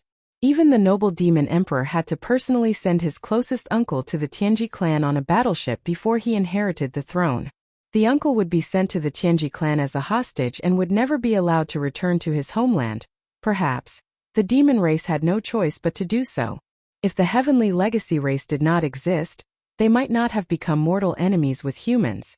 After all, they looked exactly the same, and perhaps they had some kind of bloodline connection from countless years ago. This was a heaven-defying idea. No one knew if anyone had thought about it before, but Yixian suddenly remembered it and remembered it. He decided that if he had the chance in the future, he would investigate this matter. The heavenly legacy race? How ruthless. I'm looking forward to it. Speaking of which, I've never seen a real member of the heavenly legacy race. Chapter 30:12. Translator. Nayarbo Studio Editor. Nayarbo Studio. Caught in the crossfire. Holy Sun. All the tribesmen have settled down. Apart from those who were unwilling to leave because they were running out of time, everyone else has left. Now that the Black Mosquito Star has nothing to worry about, Holy Sun, should we also leave? Just as Yixian was in a daze, Zhuofengtai and Greybone flew over and landed on his left and right respectively. Behind the two of them were a dozen or so trusted subordinates. Their strengths were also extraordinary between the 5th and 7th great realms, the star realm and the galaxy realm.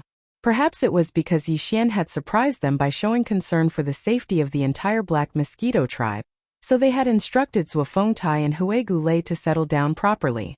This had unknowingly resolved the pain and conflict in their hearts. At this moment, Zhuofengtai and Huigulei's tones were filled with unprecedented respect. Of the two of them, one was the great commander of the Black Mosquito tribe, while the other was the high priest. They were supreme existences in the entire Black Mosquito tribe. As for Yi Xian, he was just a newly appointed holy son. Although he had an extraordinary status in the tribe, he was still inferior to the two of them, and could only be considered a junior. However, at this moment everything was reversed. The great commander and the high priest were so respectful to the newly appointed holy son of the tribe. Not only were they respectful to him, but their tones were also sincere. All of this caused the dozen or so confidants behind the two of them to be aghast. They had long heard rumors about the new holy son's identity, but they did not believe it. However, at this moment, after seeing the reactions of Zhuofengtai and Huigulei as trusted subordinates, they were naturally the most familiar with Zhuofengtai and Huigulei. Whether this respect was sincere or not could not be hidden from their senses. That was why they were so shocked at this moment. Could this holy son Zhang really be the illegitimate son of the demon emperor? Otherwise, given the strength of Commander Zhua and Huigulei, how could they be so humble in front of him? In other words, if the great commander and high priest of the Black Mosquito tribe were so humble in front of this person, what about them? Thinking of this, the 20 or so demon dwellers could not help but tremble. Unknowingly, their slightly bowed waists were clearly collapsing even more at this moment. It's time to leave, Boom boom. Yi Xian nodded. Just as he was halfway through his sentence, he was interrupted by an earth-shattering explosion that came from the sky. This explosion was so loud that it was as if the heavens and earth-shattering whirled.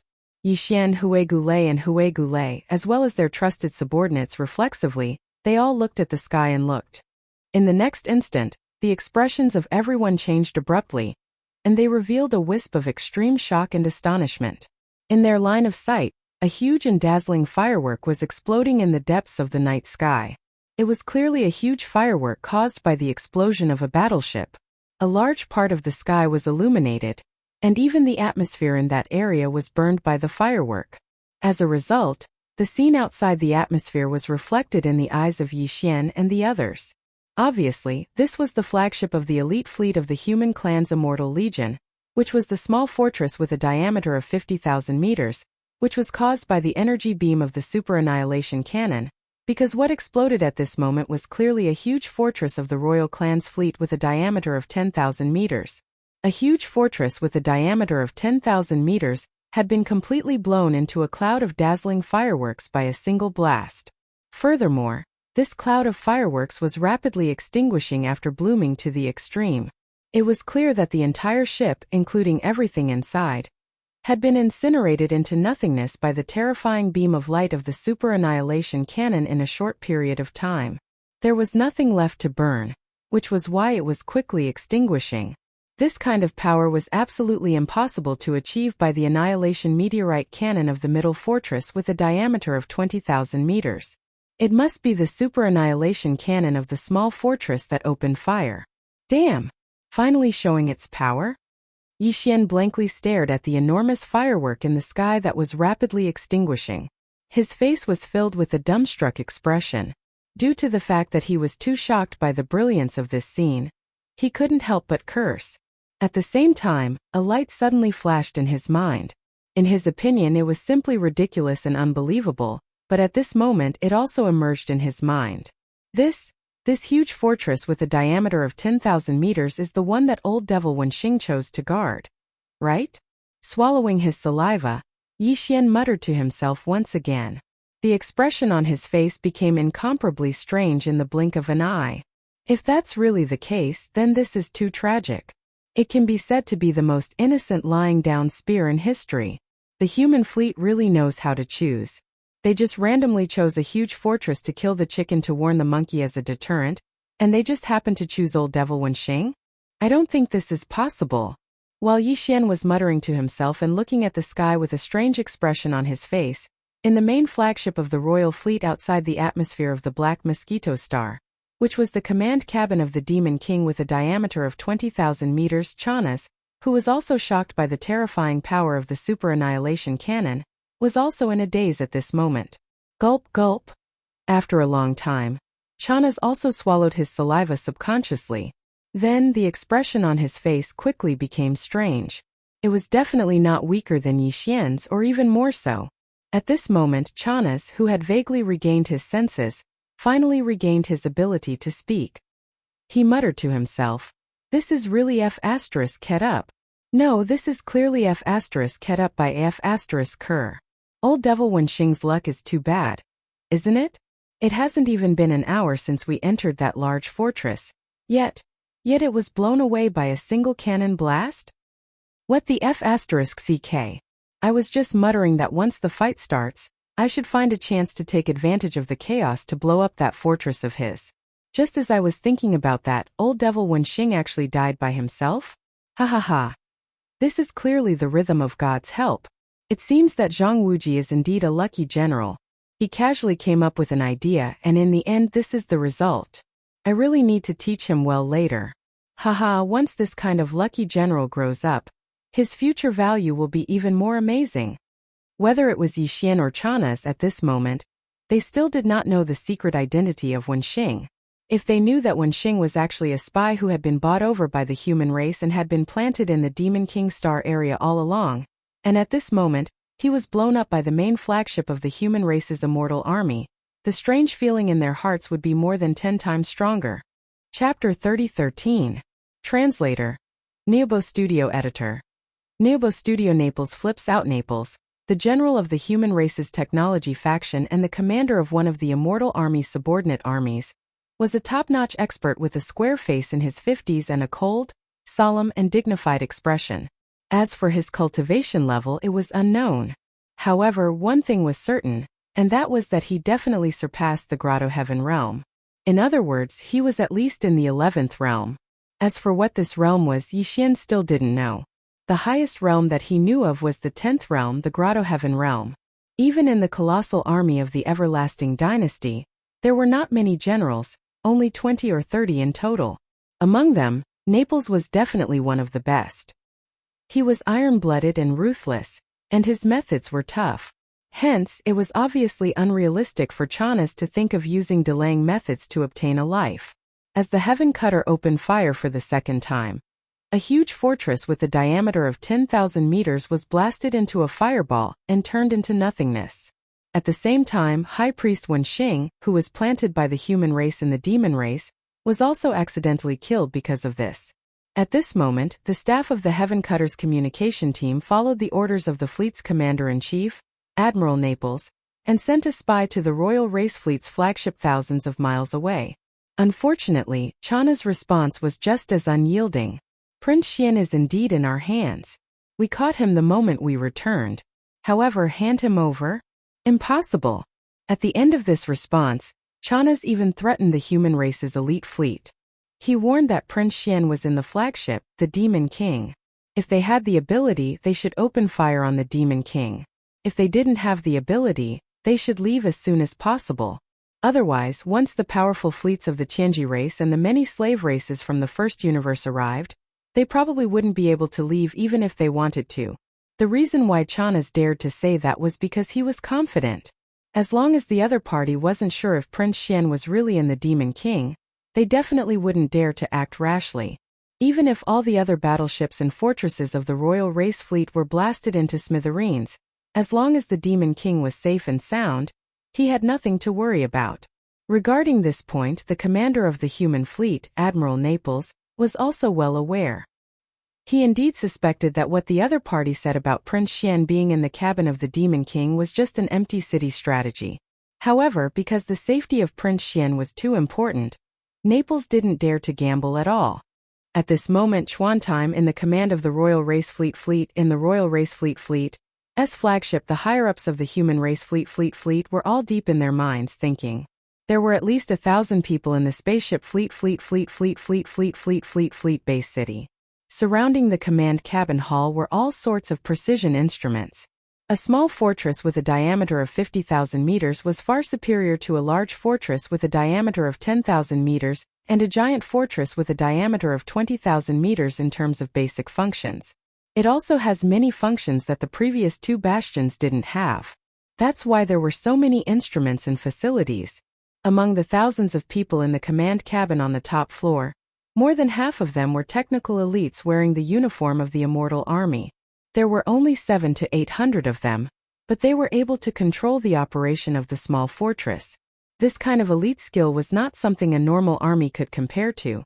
Perhaps they were second only to the Tianji clan, who had a natural advantage in controlling machines. Apart from that, there were about 100 people in the command center of the hall. They were all high-ranking military officers of the Immortal Army. They were all Naples think tanks. Among them, there were a few figures in casual clothes. The Purplish Warbler was one of them. Although the Purplish Warbler was a direct descendant of the Shenyuan family in the Heavenly Underworld Empire, which was one of the three empires under the Immortal Dynasty, her identity and background were far from enough to establish a relationship with the higher-ups of the Immortal Army, which was directly under the Immortal Dynasty. The reason why she appeared in the command cabin on the top floor of the small fortress was very simple. On that day, when the Purplish Warbler realized that the Immortal Dynasty would definitely make a move, he immediately left the Heavenly Underworld Imperial capital and paid a great price to use the interstellar transmission array to rush to the Heavenly Dust Empire's capital, and then to the Heavenly River Star from the Heavenly Dust Star. If the fleets of the immortal human dynasties wanted to enter the first universe, they would have to go through this natural wormhole in the domain of the falling domain. Not long after, the elite fleet of the Immortal Army arrived. While the fleet was stopping at the Sky River planet to resupply, the Purplish Warbler took the initiative to look for the fleet and requested to accompany them. She also expressed that she was friends with Prince Xian. Before Prince Xian's accident, she was with him. Moreover, her maid was with Prince Xian now. The two of them had gone missing together because of an accident. More importantly, she had some understanding of Prince Xian. At least, although Prince Xian had the ability to refine weapons and was extremely powerful, his personal battleship seemed to have been integrated with a small personal battleship that belonged to the Purplish Warbler later on. Therefore, even if Prince Xian refined his personal battleship later on, as long as it retained some of the characteristics of the Purplish Warbler's battleship, she would definitely be able to tell at a glance. Therefore, bringing her along might be of great help in finding Prince Xian in the first universe. The Purplish Warbler didn't mean to lie. In fact, Yi Xian had been recognized as Prince Xian of the Immortal Dynasty for a long time. Even if she told the truth, she wouldn't be liked. In order to follow the fleet to the first universe, she could only go with the flow and make the best of her mistake. She also thought that Yi Xian was the so-called Prince Xian. As for how to resolve this misunderstanding when Yi Xian returned in the future, that was no longer a problem for the Purplish Warbler to consider. To her, finding Yi Xian and Lulua was the most important thing at the moment. At this moment, when Chana's tough response was received by the small fortress of the sky-cleaving warship, the commander-in-chief of the human fleets, Admiral Naples, was immediately enraged and flew into a rage on the spot. Chana's right? The commander of the demonic imperial guards of the demonic imperial planet. Although this is the first time I've come into contact with you, I've heard of your great name. You actually dare to be so tough in the face of the super annihilation cannon of the small fortress. You've really impressed me. As he sneered, Naples raised his hand and pointed at the black mosquito planet in the void of the star field thousands of miles ahead. He shouted in a deep voice. Sky-cleaving warship, super annihilation cannon order. Target, black mosquito planet. Fire with all your might 10 consecutive shots. Obliterate this demonic planet for this general. Hearing this, the hundreds of strategists of the Immortal Army trembled violently and turned to look at each other in horror. Chapter 30:14. Translator. Nayarbo Studio Editor. Nayarbo Studio. The surprising appearance of Prince Xian. Boom. Boom. 10 huge pillars of white light shot out, each with a diameter of 20,000 meters. The interval between them was only about 10 seconds. In less than 2 minutes, the 10 energy light pillars had all been blasted out. The super annihilation cannon's energy pillars shot out from a small fortress with a diameter of 50,000 meters were too terrifying. Even if it was a small meteor with a diameter of 20,000 meters, once it was shot out, the meteor that was enveloped by the energy pillar would be instantly vaporized and disappear. At this moment, the 10 energy pillars were shot out in a short period of time at an extremely fast speed. In the blink of an eye, they had already entered the atmosphere of the Black Mosquito Star, and were heading for the land of the star. Before that, among the royal fleet of the Demonkin fleet hovering outside the atmosphere of the Black Mosquito planet, there were 6 stellar-level warships that were 3,000 meters long, 3 smaller fortresses that were 5,000 meters long, and 1 large fortress that was 10,000 meters in diameter. They were all turned into giant fireballs by the roaring energy pillars. In the blink of an eye, they were all burned into nothingness. This was clearly intentional. Not to mention the 3,000-meter-long stellar-level warships and the 5,000-meter-long and 10,000-meter-long fortresses. Even the 20,000-meter-long giant fortresses would only end up being destroyed in one shot under the terrifying energy pillars of the super annihilation cannon. F*CK. This is crazy. Who is the commander of this human fleet? Could it be that he was crazy? His methods are too tough. Among the hundreds of lieutenant generals in the immortal army, I can't find such an iron-blooded hawk. Could it be an admiral? Inside the giant fortress of the Demon King, Chanaz's face instantly turned pale. As he exclaimed, he immediately gave a series of orders. What are you waiting for? Damn it! You bunch of idiots! Run now! Run now! If the enemy fleet's overall commander is really an immortal general, his cultivation level definitely surpasses the Grotto Heaven realm. Not to mention this kind of super annihilation cannon, as long as he is willing, he alone can attack the Devil King. While the enemy is still worried about us fighting to the death and hasn't reacted yet, we must run now. Damn it! Move at full speed now. The entire fleet scatter and escape. Boom! Boom! As the Imperial Demonkin fleet began to scatter and flee, an earth-shattering explosion rang out from the Black Mosquito Star land beneath the fleet. The energy beam of the super annihilation cannon with a diameter of 20,000 meters was too terrifying, and it was not randomly scattered. Naples' instructions were very clear. The ultimate goal was to completely obliterate the main star of the Demonkin tribe.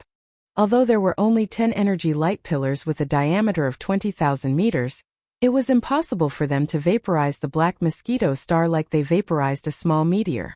After all, it was a massive planet.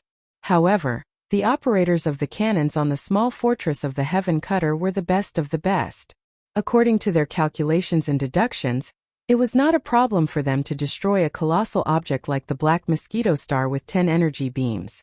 At this moment, as the 10 energy light pillars exploded, the entire Black Mosquito Star, which was engulfed in a cloud of dust, failed to escape the fate of being obliterated. The huge celestial body fell apart and turned into 3 huge pieces of cosmic dust with irregular shapes. It no longer had the shape of a natural celestial body. Even the atmosphere that originally covered the entire Black Mosquito Star completely dissipated and became a mess in this huge explosion. At this point, the Black Mosquito Star had fallen. One of the main stars of the 10 Demonkin tribes had disappeared forever in the long river of history.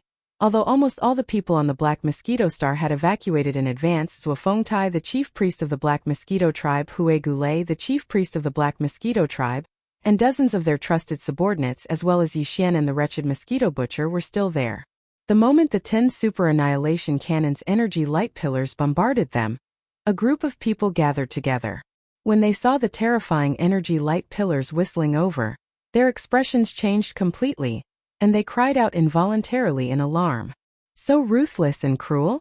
Who is the commander of the human fleet? This is too swift and decisive. Even Yi Xian was startled. Without thinking, he raised his hand and summoned the purple cave shuttle. With a thought, he opened the cabin door and said, "Everyone get in. This small warship of mine is an epic-level treasure in the starry sky. Its speed is no slower than that of a huge fortress with a diameter of 20,000 meters. Other things aside, it's not a problem for us to escape." Hearing that it was an epic-level small private warship in the starry sky, Zhuofengtai and Hui Gulei were stunned, including themselves. They had noticed that Yi Xian's warship was not ordinary, but they had never expected it to be so freakish. The Demonkin tribe was not good at technological innovation. In terms of warships, it was rare to see a legendary warship in the starry sky, let alone epic-level warships in the starry sky. Only the Tianji tribe, who had a natural advantage in technological production, and the human tribe, who had amazing creativity, could have such a thing. Soon everyone, including the wretched mosquito killer, entered the Dongshu shuttle. So did Huegu Lei Zuofengtai and their trusted subordinates. Although they also had small private warships, compared to Yixian's Dongshu shuttle, they were not 1 or 2 levels lower. At this time, a large warship was too eye-catching and would become a target for the human fleet. Only this kind of small warship, which was hundreds of meters long, was the best means of escape. Yixian was the last one to enter the Dongshu shuttle. As he stepped in, the Dongshu shuttle, which was full of purple light, immediately whizzed away and rushed out of the black mosquito star, which seemed to be splitting the sky and earth, and the scene of the violent explosion was horrifying. Moreover, as the energy of the super annihilation cannon was far too terrifying, not only had the black mosquito celestial body been blasted apart, but even the surrounding space had shaken. As a result, the Dongshu shuttle did not activate its concealment formation. Under its extreme speed, the entire shuttle turned into a gorgeous violet streak of light that shot through space. This speed shocked even General Naples, who was staring at the huge holographic 3D screen on the small fortress of the heaven-cleaving ship. He whispered in surprise, "Huh? This speed? I didn't expect the demon tribe to have such a stunning small warship. This warship is at least at the epic star level." It had to be said that as the general of the Eternal Dynasty, his vision was extremely sharp. Hearing this, the purplish warbler couldn't help but feel his heart skip a beat. He subconsciously looked at the warship. Then his expression changed drastically and he exclaimed in shock, "This warship clearly has the shadow of my purple lightning shuttle. The hull and color of the warship are similar. It's him. Prince Xian has appeared." The entire top-level command cabin of the heaven-cleaving ship was in an uproar. Everyone was excited at this moment. Chapter 30:15. Translator. Nayarbo Studio Editor. Nayarbo Studio. How did he do it? Are you sure? In the command cabin on the top floor of the sky-cleaving ship, everyone was rejoicing. As the commander-in-chief of the fleet, Admiral Naples, who was usually the strictest and would reprimand his subordinates in such a situation, didn't care at all this time. Everyone was excited and happy from the bottom of their hearts, including him. At this moment, the Neapolitan admiral was so excited that his entire body was trembling slightly. His face was filled with surprise as he turned his head to look at Xianyuan Ziying, who had caused such a huge commotion with just a few words. His voice was filled with ecstasy as he said, "Girl, this is not a joke. Confirm it again." "There's no need to confirm it again. That's my purple lightning shuttle. How can I not recognize it?" Back on the Sky River planet, Prince Xian bought it and refined it himself, integrating it into his private battleship. Later on, I saw it in the Sky River sector. Although it has changed a little, it's more or less the same. There's no way I'd mistake it. At this moment, the purplish warbler was also very excited. Looking at the small private battleship that had turned into a stunning purple rainbow, her eyes were full of stars. Towards the end of her sentence, she was almost muttering to herself, "Looking at the appearance of this battleship, it's obviously been refined at least once. I didn't expect it to be at the epic star level now. I didn't guess wrong back then. His ability to refine weapons is at least at the master level or even beyond that." At the side, many military officers, including Admiral Naples, were stunned. The former even exclaimed softly, "What? You're saying that this epic star-level small private battleship was refined by Prince Xian himself?" One had to know that in the immortal dynasty of the human race's science and technology camp, any array master or weapon master was definitely in existence with extraordinary status. Being able to reach the master level in these two fields was definitely not something that could be achieved through hard work.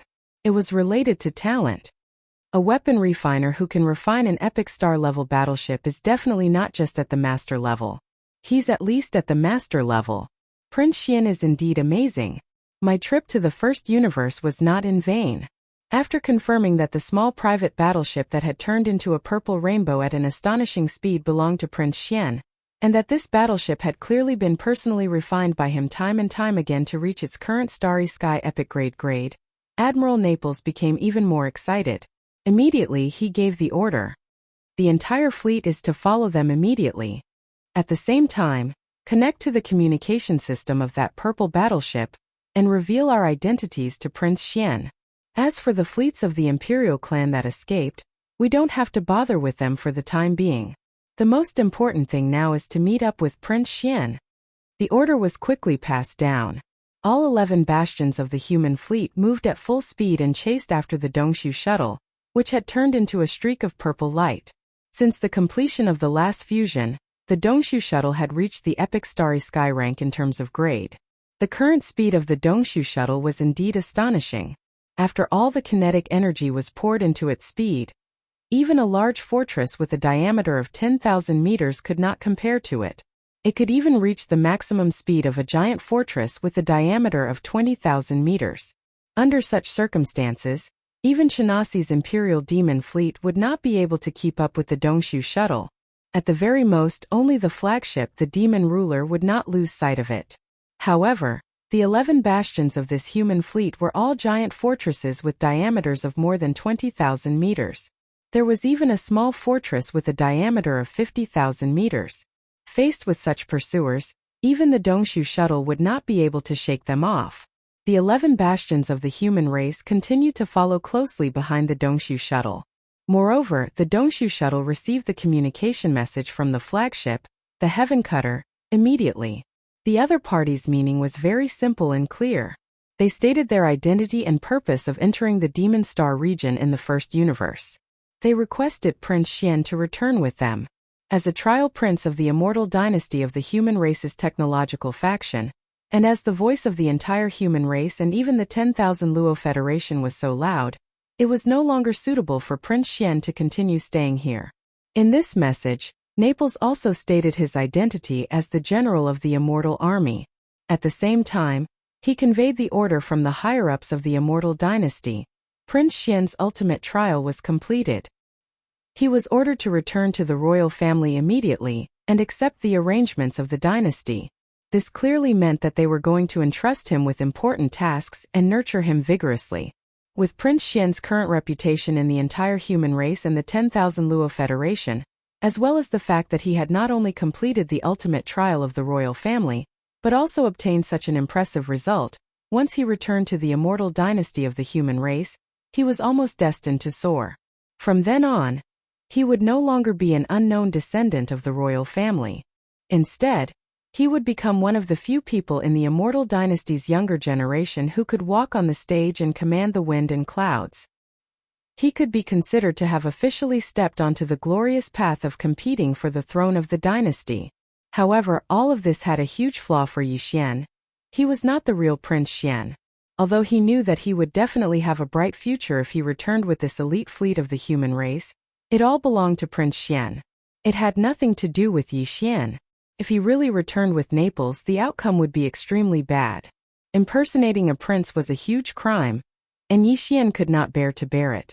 However, from the tone of this Naples general, it seemed that he had already confirmed Yi Xian's identity and was determined to bring him back to the immortal dynasty. Yi Xian's Dongshu shuttle was unable to shake off the other party for the time being. As such, it was as if a dead end had been formed. Apart from thinking of ways to make the other party give up, Yi Xian had no other choice. The best way to make the other party give up was to deny his identity as Prince Xian. If that was the case, the other party would naturally stop chasing him. As soon as he thought of this, Yi Xian immediately sent a reply to the small fortress of the heaven-cleaving ship. Furthermore, as he was in a hurry, he even sent a few voice messages. The content was very simple. "I'm not Prince Xian. I'm the new holy son of the Black Mosquito tribe, Zhang Wuji.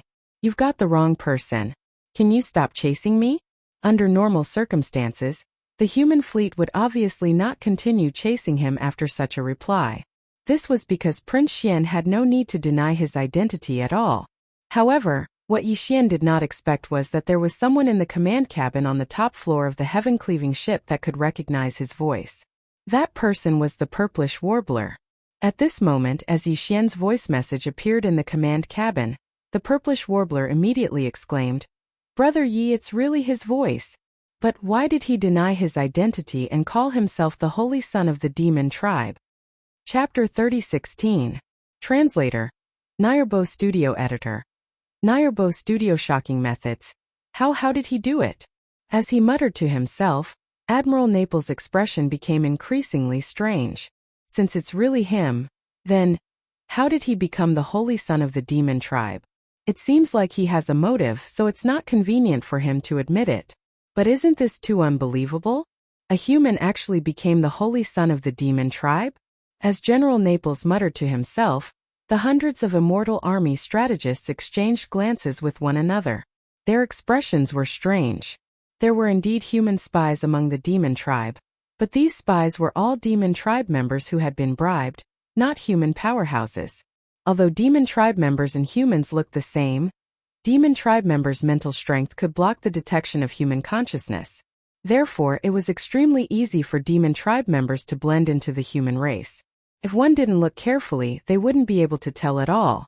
However, it was almost impossible for a human to blend into the demon tribe. Without the demon tribe's mental strength source core, one wouldn't possess the mental strength unique to demon tribe members. Under such circumstances, any human powerhouse who entered the demon tribe would be immediately distinguished. They would be as eye-catching as fireflies in the night sky. It could be said that before Prince Xian, no human powerhouse had ever been able to successfully infiltrate the demon tribe, let alone climb all the way to the position of holy son of one of the 10 demon tribes. This was in existence on the same level as the 10-star tribe leader. In the 10 demon tribes, it was second only to the great commander and high priest. In the face of Yi Xian's unexpected response, all the strategists of the immortal army present were at a loss. After a moment of shock, they all looked at Admiral Naples, waiting for his next order. Even the purplish warbler was the same. Although she had confirmed Yi Xian's identity, he must have his reasons for making such a response. In the face of all this, the purplish warbler was at a loss for what to do. Let's follow him for now. Occasionally we'll pretend to attack him. Since Prince Xian already has a new identity in the devil race, we have to at least make sure that we don't attract the suspicion of the devil race before we figure out his motive. Admiral Naples sighed. Suddenly he seemed to have thought of something. He paused for a moment before continuing. In addition, all the elites in the star web should work together and try their best to connect to the demon star web. See if they can connect and hack into it. If they succeed, immediately download all the information related to the Black Mosquito Tribe's holy son, Zhang Wuji. Remember, you must ensure that nothing goes wrong and leave no traces behind. Otherwise, the demon will become suspicious. When that happens, Prince Xian's plan will be affected. His orders were quickly carried out. The bastions continued their pursuit, neither too fast nor too slow. From time to time, they would fire their annihilation meteor cannons from the bastions. However, they all brushed past the Dongshu shuttle by a hair's breadth and didn't cause any real damage. The information about the Black Mosquito Tribe's holy son, Zhang Wuji, that Admiral Naples had requested was soon in his hands. At this moment, the information had been publicly displayed in the command cabin on the top floor of the small fortress. Everyone's eyes were fixed on the giant holographic 3D screen in the center of the command cabin at this moment. The screen displayed Yi Xian's bust, as well as information about his cultivation, strength, and some simple experiences. The moment she saw the bust, the purplish warbler immediately smiled in relief. Her face was full of sunshine as she murmured, "Brother Yi, it's really you. How could Ziying have mistaken the battleship for yours and misheard your voice?" This was obviously equivalent to the final confirmation. Hearing this, whether it was the general of Naples or the strategists of the immortal army around him, they all breathed a sigh of relief. The last string in their hearts that had been stretched taut was completely loosened. At the very least, Prince Xian's identity was confirmed. At the very least, Prince Xian was still safe and free for the time being. Since the development of the human race, the situation where the descendants of the great aristocratic families or the royal family were arrogant and domineering and did whatever they wanted had long disappeared. Generally speaking, the more a descendant of the royal family was, the more low-key they would be. If they wanted to be recognized by the public and be recognized by the royal family, they would have to go through more trials and prove their abilities. Only then would they be qualified to appear publicly as a member of the royal family. Take the Immortal Empire as an example. There were many descendants of the royal family, and even many of them were direct descendants. However, in reality there were only a few princes that the public knew. All of them had already gone through trials and proved their abilities. These few princes were allowed to be on the stage by the royal family, and officially started the competition for the right to inherit the throne. This didn't include Prince Xian. At least it didn't include him in the past. Therefore, regarding Prince Xian's appearance, not to mention others, even Admiral Naples did not know. He had never seen Prince Xian before, even though he was also on the imperial capital's undying star. Furthermore, when the princes of the Immortal Empire went out for the ultimate trial, they would also change their original appearance. For the strong people in the starry sky, this wasn't too difficult. Even the real Prince Xian, who was still trapped in the myriad prison at the bottom of the Black Wind, didn't show his original appearance.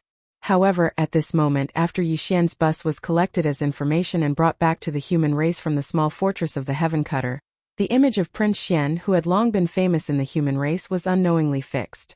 Yi Xian probably didn't expect that at this moment, he would represent the real Prince Xian and become the Prince Xian in the hearts of the entire human race and the entire Myriad Prison Federation. This misunderstanding was gradually becoming a reality, and it was walking further and further down a path that no one could have expected. In addition to the half-length portrait, the big screen also listed that Yi Xian had obtained a huge harvest from entering the Saint Demon Forbidden Area for the first time. He had even obtained a type of spiritual energy inheritance, becoming the second-ranked existence among the 10 great holy sons of the demon race, and so on. All of this made Naples and the others dumbfounded. As a human, it was already inconceivable that he could successfully blend into the demon race.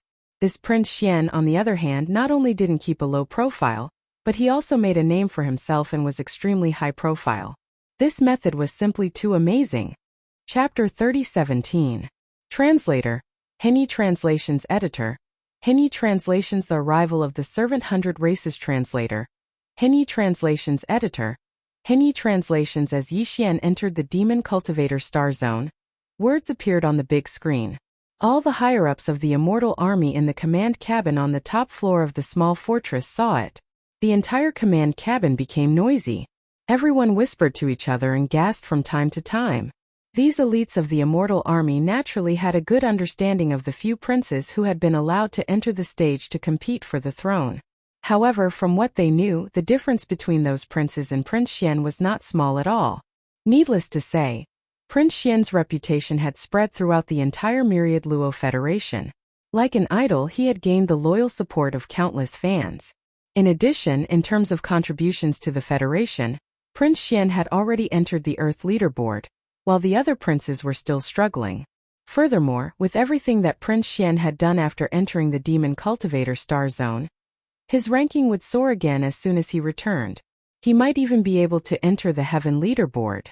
Furthermore, Prince Xian was bold and meticulous. Not only did he have the guts to enter the Demon Cultivator Star Zone alone, but he also made such a name for himself. This wasn't something that could be done just by being bold. Without profound wisdom and meticulous planning, it was impossible. All of this was enough to show how stunning Prince Xian was. If he returned to the human race and the Immortal Dynasty, those princes who had been allowed to enter the stage wouldn't be able to defeat him. In other words, if nothing unexpected happened, the right to inherit the throne of the Immortal Dynasty would most likely fall into Prince Xian's hands. When they thought of this possibility, all the strategists were secretly excited. Their hearts were surging with emotions. If Prince Xian obtained the right to inherit the throne of the Immortal Dynasty, then they, as the higher-ups of the Immortal Army who had entered the Demon Cultivator Star Zone in the first universe to help Prince Xian when he was in danger and needed help the most, no matter how they looked at it, they would have formed good karma with Prince Xian. Once Prince Xian inherited the throne, they would definitely be important. At the very least, they would have more capital than the other higher-ups of the army. All of this made everyone's breathing heavy. Even Admiral Naples was like this. He couldn't ignore this point. In the entire Immortal Dynasty, there were dozens of people who had submitted. Among them, there were the most 1-star generals. There were more than 22 star generals, 17 or 2-star generals, 12 3-star generals, 10 4-star generals, and 5-star generals, and 5-star generals, 8-star generals. However, there was only one marshal. Naples was only a 3-star general. It was said that a soldier who didn't want to be generals was not to be not. Similarly, a general who did not want to be a marshal was not a good general either. Naples. Naples, Naples to you generals, Naples. Was Naples's translations Atlas. Was Naples, Naples, Naples to NNS. And this opportunity was only given once in every new emperor's reign. It was impossible for a new emperor to appoint 2 marshals in succession during his term. After all, to become a marshal of the immortal army, one's personal cultivation was also a requirement. Therefore, the marshals of the immortal army were almost all almighties. The possibility of them dying didn't exist at all. The only way for them to step down from their marshals was to follow the old emperor. In order to give the stage to the new emperor, he would have the opportunity to nurture his own forces and promote new marshals. Therefore, the old marshals followed the old emperor and retired. They would sit behind the scenes and become members of the Grand Elder Group in the immortal army in secret. Therefore, almost every 4-star and 5-star general in the dynasty would secretly observe the few princes who had already been approved by the dynasty to step onto the stage to compete for the throne. They would also choose a target to support from among them. As 3-star generals, they wouldn't have such thoughts. They had a long road ahead of them. It was a little too far to think about this now.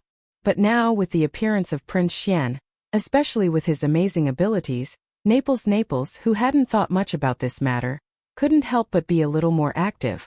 At the same time, the hundreds of trusted advisors gathered around him were also restless. At this moment, all of them were breathing heavily. Their gazes converged on Naples, and they all began to ask questions. General, what should we do? Prince Xian's methods are amazing. He must have a big plan to climb all the way to the top of the demon race. Unfortunately, our unexpected arrival must have affected him. The upper echelons of the demon race aren't fools. After thinking about it for a while, they'll probably start to suspect Prince Xian. That's right. Prince Xian is no longer suitable to continue staying here.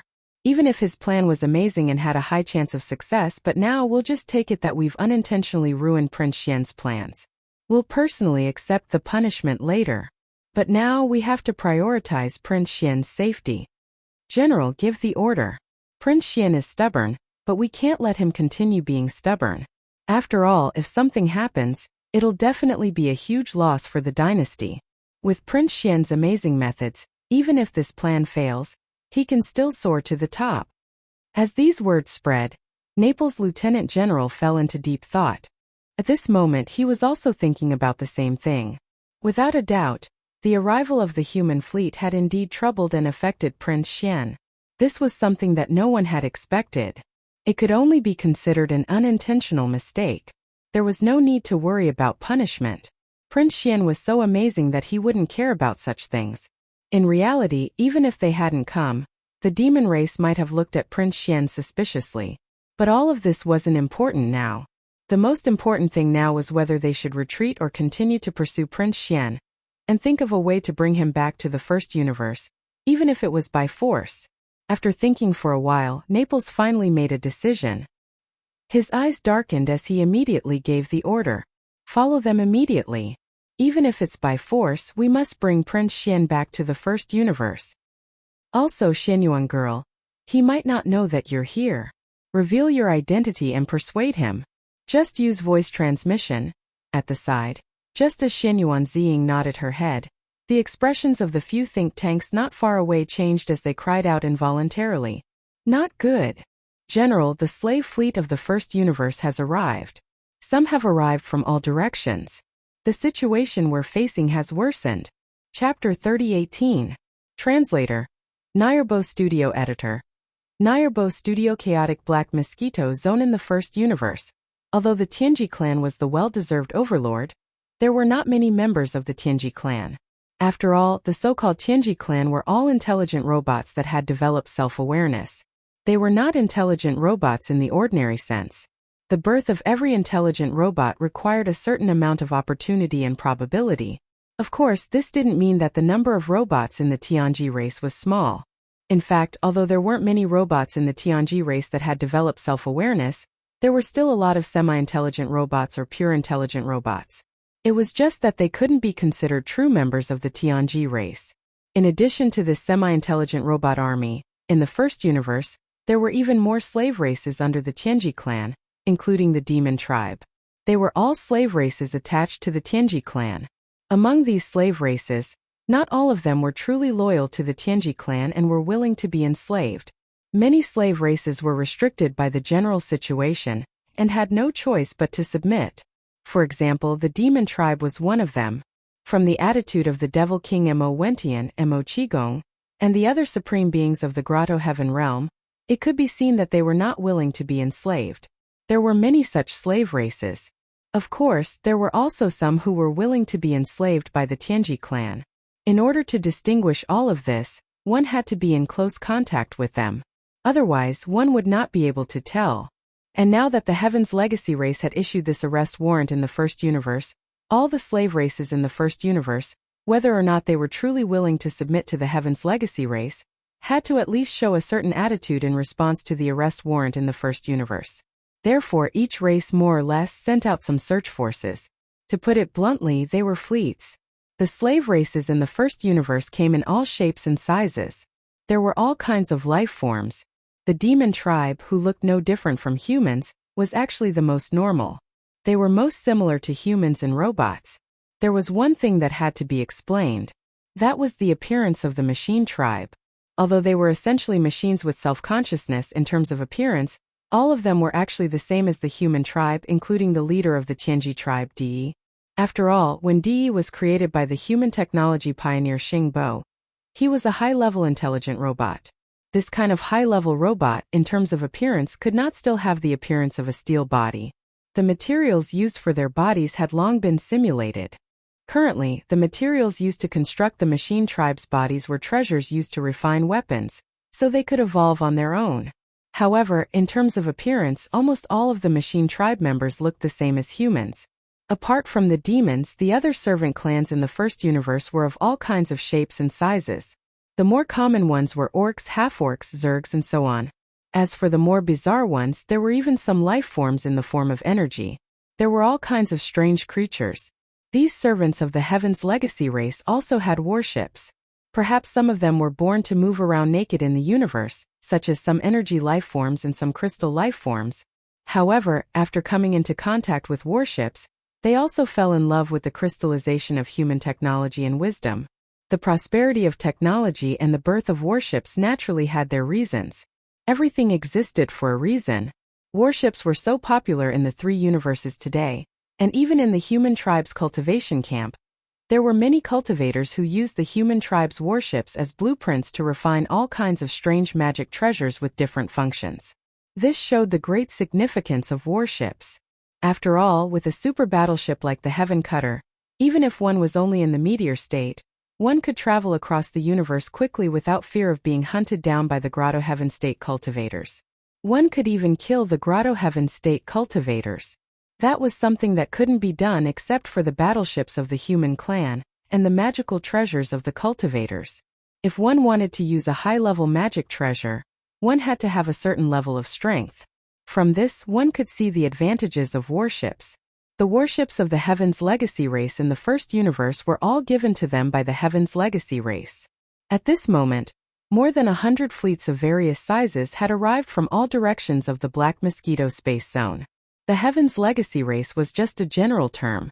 In fact, there were more than 100 races in the first universe that were subordinate to the Heaven's Legacy race. Among the fleets of more than 100, there were at least a dozen stellar-level warships that were 3,000 meters long. They were obviously here just for show. Some of them had more than a dozen fortresses that were 10,000 meters in diameter. This kind of fleet must be the loyal servants of the Heaven's Legacy race. With such a large fleet, they were truly here to help capture Prince Xian of the human tribe. With the arrival of the fleet of more than 100 slaves, the entire Black Mosquito space zone became lively and chaotic. Some fleets were still far away, while others had already discovered the elite fleets of the human tribe. However, as none of the hundreds of slave fleets had small fortresses that were 50,000 meters in diameter, there were at most one or two large fortresses that were 20,000 meters in diameter. It could be said that even though the elite fleets of the human tribe were heavily surrounded, they had not lost their advantage in terms of combat strength. The hundreds of slave fleets only dared to watch from afar, and did not dare to get too close. However, it was also because of this that the scene of the elite fleets of the human tribe chasing after a small purple private warship was clearly seen by all the fleets of the 100 races. Even Chaunis, who had stopped fleeing and quietly returned to the void at the edge of the void because of the arrival of the 100 races' fleets, saw the scene as well. His expression immediately became strange, and he muttered to himself, "That's strange. This is clearly that brat Zhang warship. Why is the human tribe's fleet chasing after him? Could Zhang Wuji be that Prince Xian of the human tribe?" This bold guess made Chanasi jump in fright, but he soon burst out laughing. He shook his head and tossed this guess to the back of his mind. No, this is too unbelievable. How can a prince of the human race possess the mental strength of the demon race? Furthermore, his talent is so shocking. And he even possesses level 6 mental strength. If he's Prince Xian of the human race, I'm afraid those prodigies of the demon race can go hang themselves. This was the biggest bug and also Yi Xian's greatest reliance. It was because of this that he was not worried about exposing his identity in the Demon Ruler Galaxy.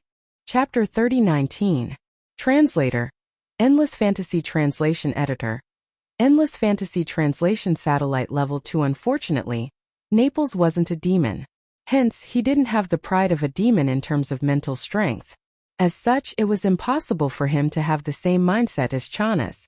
In reality, even if he had thought of this, Naples wouldn't have let go.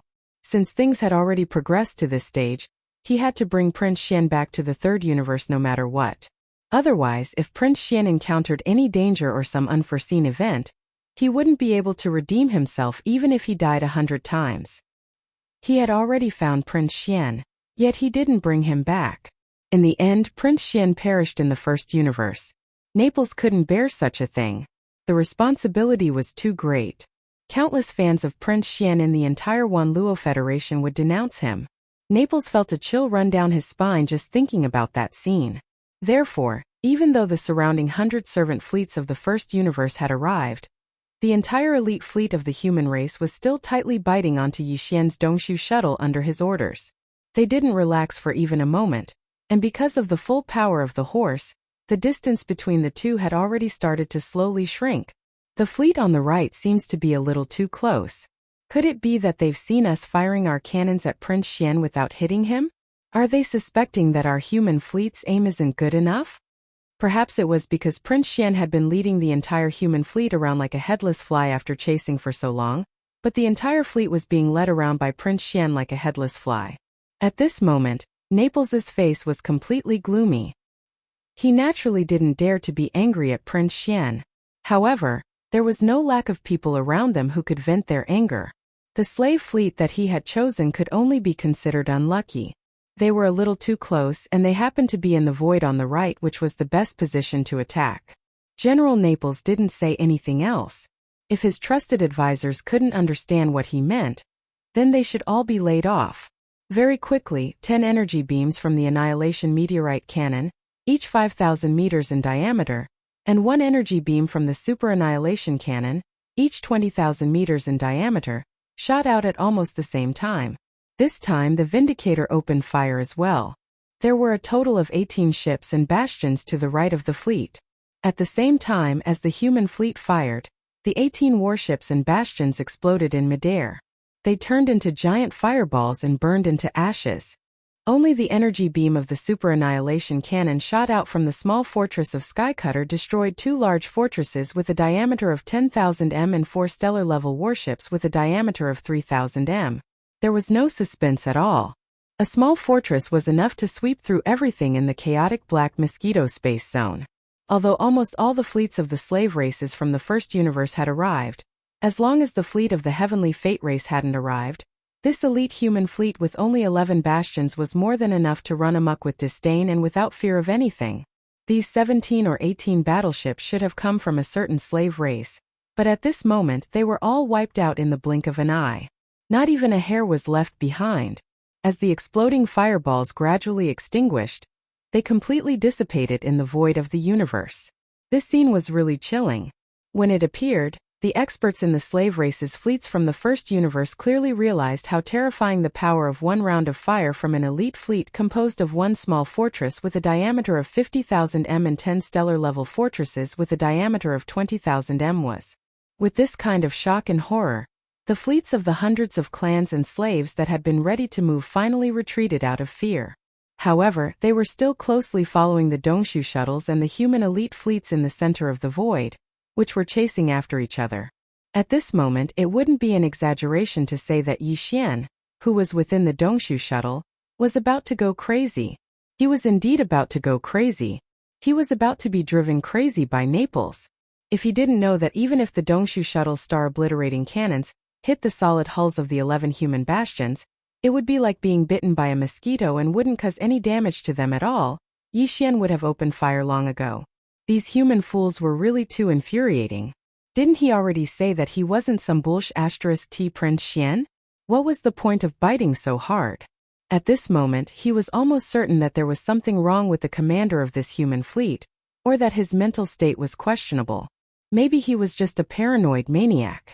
Otherwise, why would this happen?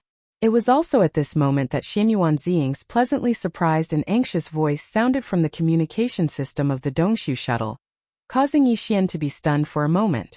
At the same time, he finally came to a realization and understood why the other party refused to let go.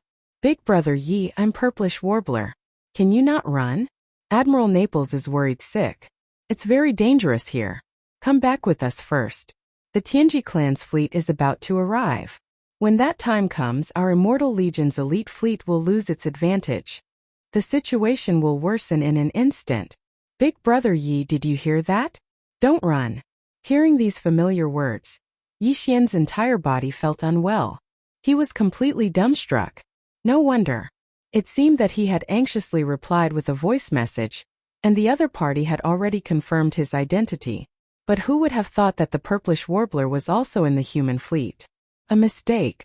A huge mistake.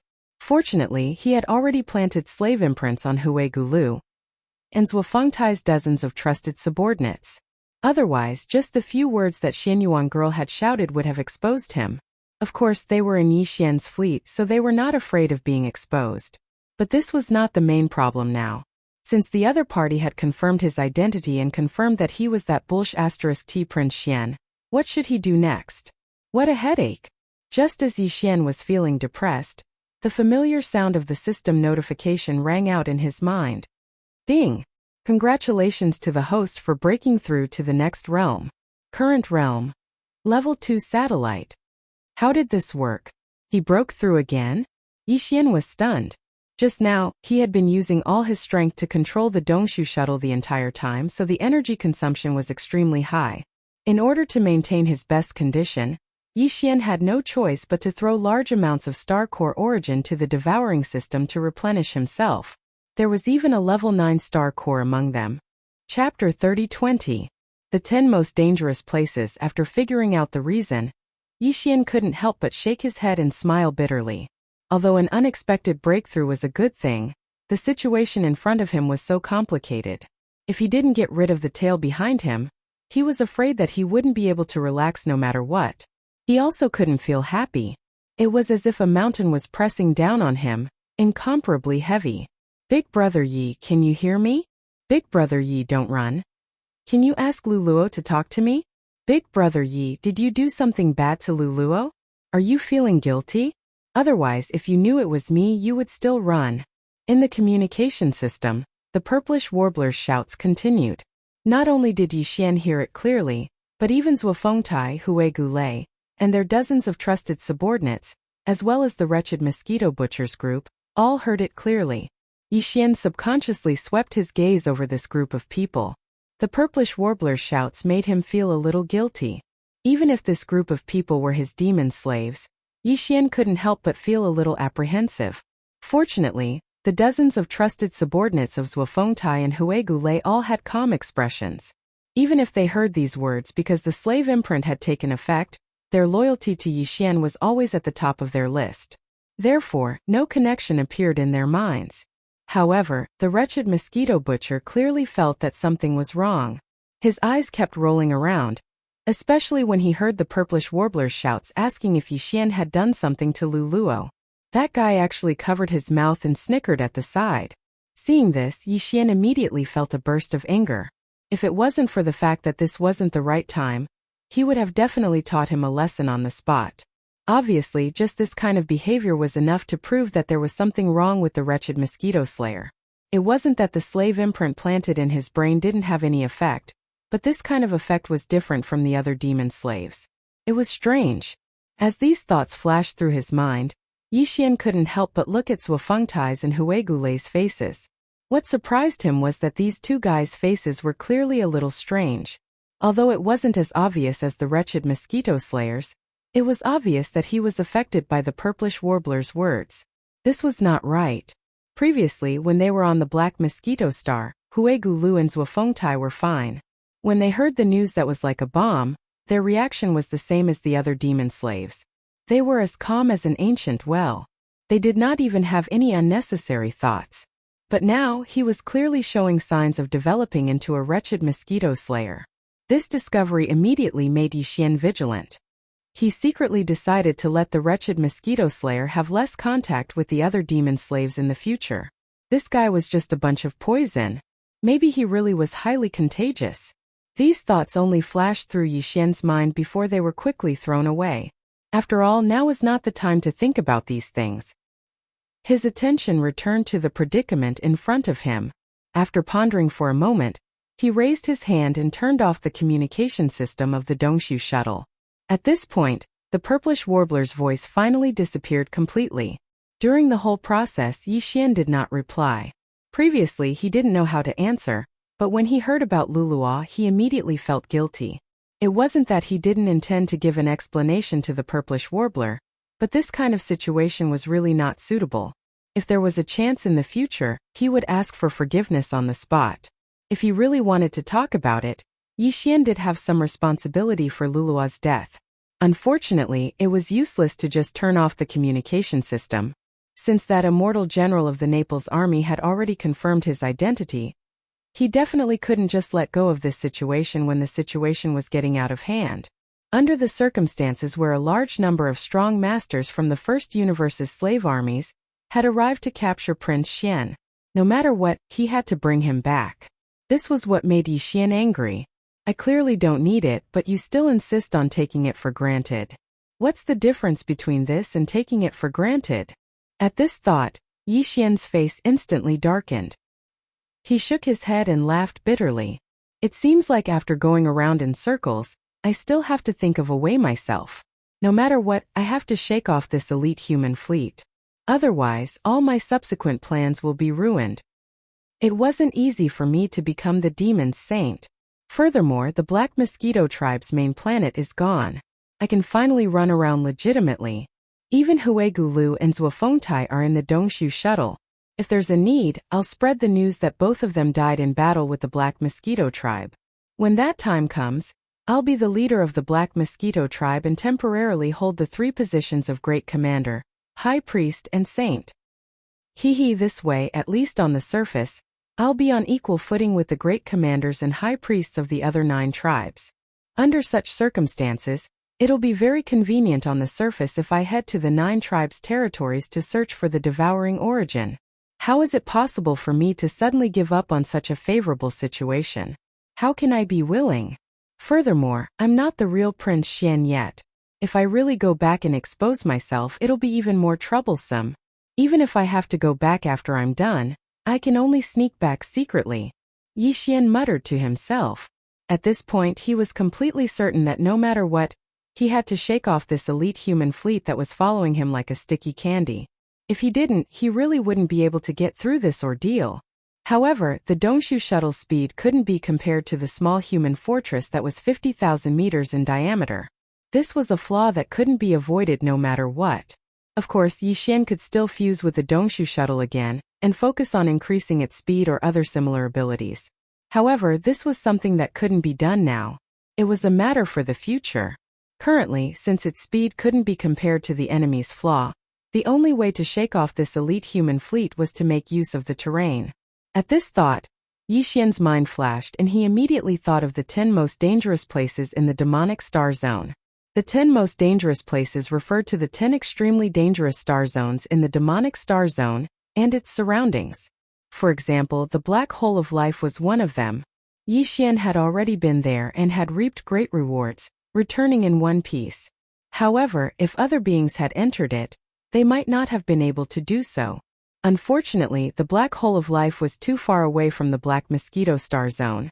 With the speed of the human fleet behind them, Yixian's Dongshu shuttle would probably be surrounded by them before they arrived. Therefore, he could only give up on the black hole of life. Chapter 30:21. Star Seeker. That expanse of space was called the Starry Sky Lightning Tomb.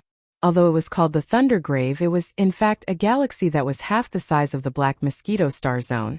The only difference was that the vast void was even scarier than the black holes of life, known as the space-swallowing black holes. In that vast space of the Milky Way for countless years, there had been countless thunderbolts and lightning, wreaking havoc endlessly. The moment a battleship entered, it was possible that it would be directly blasted into smithereens. If his physical body entered through the void, the result would be even more obvious. He would die even more miserably. These were not the natural thunderbolts and lightnings in the atmospheres of planets. These were naturally occurring thunderbolts and lightnings in the void of the universe. Their power was completely different. This starry sky thunder grave was known as the graveyard of thunder and lightning. Even thunder and lightning could only live and die here, unable to escape. If a creature or a battleship entered this place, the consequences could be imagined. But now this lightning graveyard was clearly the only hope for Yixian to get rid of the elite human fleet behind him. If he had a choice, he would rather enter any of the 10 deadlands than enter this starry sky lightning graveyard that was filled with endless thunder and lightning. The power of lightning was too terrifying, and it was often connected to the heavenly might. Ever since the last time he came into contact with the Saint Demon Forbidden Area on the Demon Emperor planet, the cage that existed was most likely a strand of man-made heavenly Tao or an incomplete heavenly Tao's heavenly eye clone. Yixian didn't want to have even the slightest bit of involvement with the heavenly Tao. Unfortunately, he had no choice this time. Among the 10 most dangerous places in the Demon Star area, the closest one was the Starry Sky Thunder Grave between the Black Mosquito Star area and the Black Wind Star area. The other 9 locations were rather far away. Before they could reach them, Yixian's Dongshu shuttle would be surrounded. Since there was no choice, there was no need to choose. Yixian immediately adjusted his direction according to the star map coordinates displayed on the screen of the Dongshu shuttle. He turned into a purple rainbow and rushed toward the Starry Sky Thunder Grave between the Black Mosquito Star area and the Black Wind Star area at an extremely fast speed. Of course, although he had no other choice, Yixian's purpose was to force back the human elite fleet that was tailing them from behind. He wasn't going to rush over and get himself killed. Therefore, even though this Starry Sky Lightning Tomb was extremely dangerous since Yixian had chosen this place to use, it meant that Yixian definitely had some confidence in himself and he definitely had something to rely on. He was not the kind of person who would not care about anything. If he did not have something to rely on, Yixian would definitely come up with another plan. What it was relying on was another natural treasure that had reached the Starry Sky Cardinal treasure level. It was called the discovery of the Rai D seal. It was a supreme treasure grade origin treasure. Starry Sky supreme treasures were things that could only be found by chance. One had to have a great stroke of luck to encounter them. Even the Devouring system was not a Starry Sky grade treasure. It was a man-made object. And among all man-made objects, Yixian only knew one, and that was Xingbo's life fortress. It was now in Yixian's hands, but unfortunately, he had not found the energy to make it grow. In addition, Yixian had a total of 2 Starry Sky grade treasures. However, both were naturally nurtured in the universe and were not man-made objects. The other was the Starry Sky Indestructible Gold, which was a Starry Sky grade treasure grade mineral. He had already integrated it into his battle armor, making it the Starry Sky Epic grade Indestructible Glass Armor. As for the Lightning Emperor seal, although it seemed to be a man-made magic treasure, in reality, it was nurtured by the heavens and nurtured by the void of the universe. Yixian had found these 2 Starry Sky grade treasures in the resource warehouse of the Demon Scout Corps' flagship, the Black Wind. It was obvious that the Demon Scout Corps had taken away a lot of good things in the graveyard of the human race's Universe 3. But at that time, the entire Demon Scout Corps had only collected 2 starry sky-grade treasures after decades of accumulation. It was enough to show how rare such things were. The Rai-D seal. The Devouring system had identified it as a starry sky-grade origin treasure. This sentence had 2 meanings. The first meaning was that it was a starry sky-grade treasure. The second meaning was that it was an origin treasure. As for what kind of power it was obvious from its name. The Rai-D seal was naturally an origin treasure with thunder property. Moreover, from the word emperor in its name, it could be analyzed that this Rai-D seal was mostly immune to thunder and lightning, and even had the power to control thunder and lightning. It was easy to understand that the emperor had the power to control the world. Although Yixian hadn't had time to verify this point, the current situation was so critical that he couldn't care less. More importantly, he had confidence in the Devouring system. Since the Devouring system had identified it as a starry sky-grade treasure, the Rai-D seal, there was absolutely no other possibility. This Rai-D seal was what Yixian had relied on to enter the starry sky thunder tomb. At this moment, as Yixian suddenly adjusted the direction of his advance slightly, the elite human race fleet that was closely following behind the Dongshu shuttle didn't see anything unusual.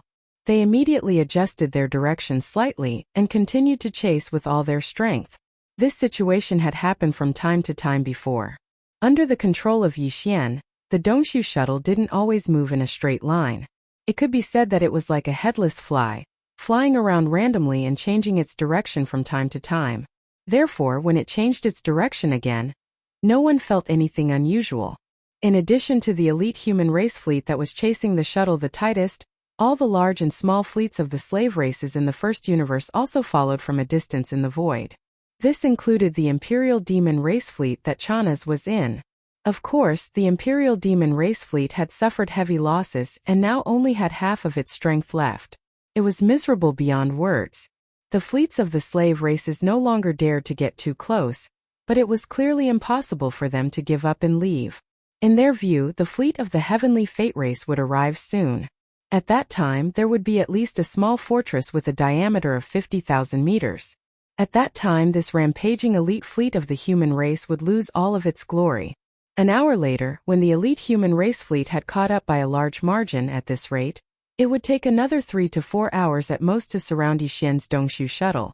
In the endless void ahead, a vast expanse of starry sky full of thunder and lightning finally appeared. At this moment, the familiar notification of the Devouring system sounded in Yixian's mind. Hearing this sudden notification, Yixian was stunned for a moment, then instantly became ecstatic. Finally, it's here. Ding! Starry Sky Thunder Tomb discovered. Explore? Hint. If the exploration is successful, there is a chance to upgrade the system title. System current title. Level 2, Interstellar Adventurer. Chapter 3022. Translator, Endless Fantasy Translation Editor. Endless Fantasy Translation. Brave and fearless interstellar explorer. The halo effect of this title adds an interstellar coordinate jump ability to the previous 2 levels of titles, Interstellar Traveler and Interstellar Adventurer.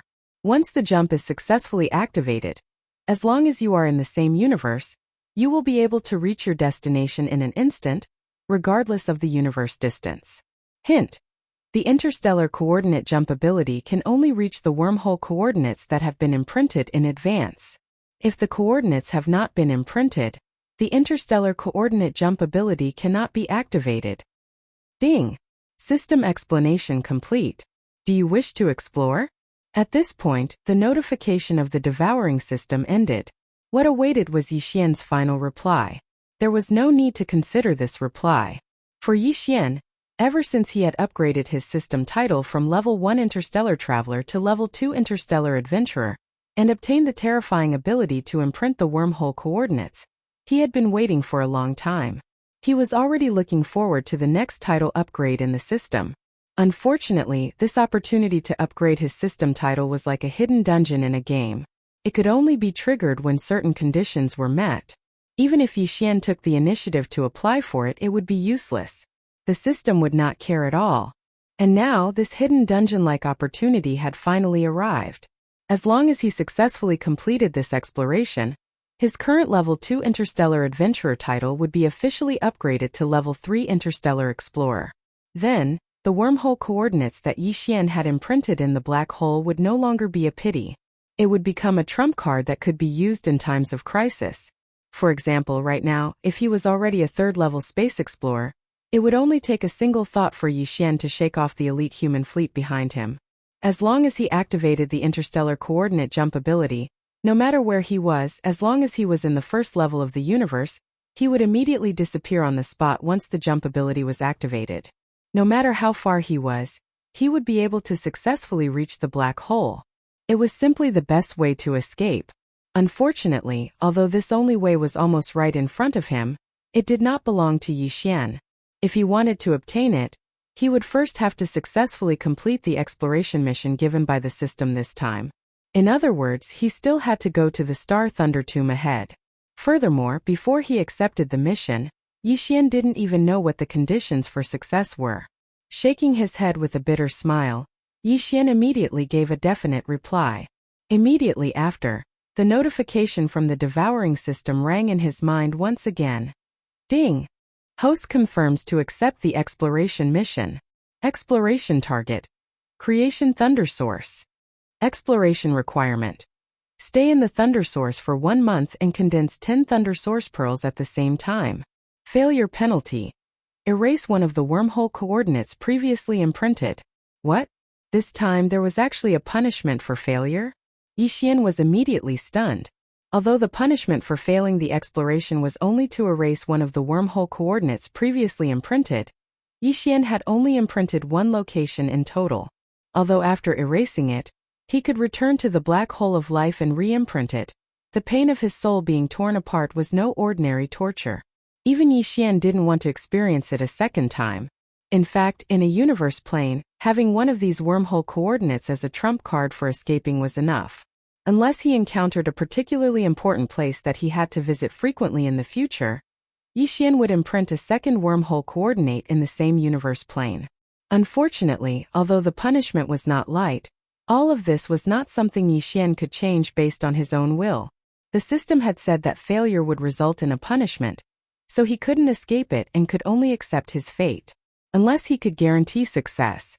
The conditions to succeed in this exploration mission were very simple. There were 2 conditions. The first was to stay in this lightning graveyard, which was called the Creation Lightning Source by the system, for a month. The second was to refine 10 lightning origin beads. The first condition was easy to understand, and Yi Xian was also confident.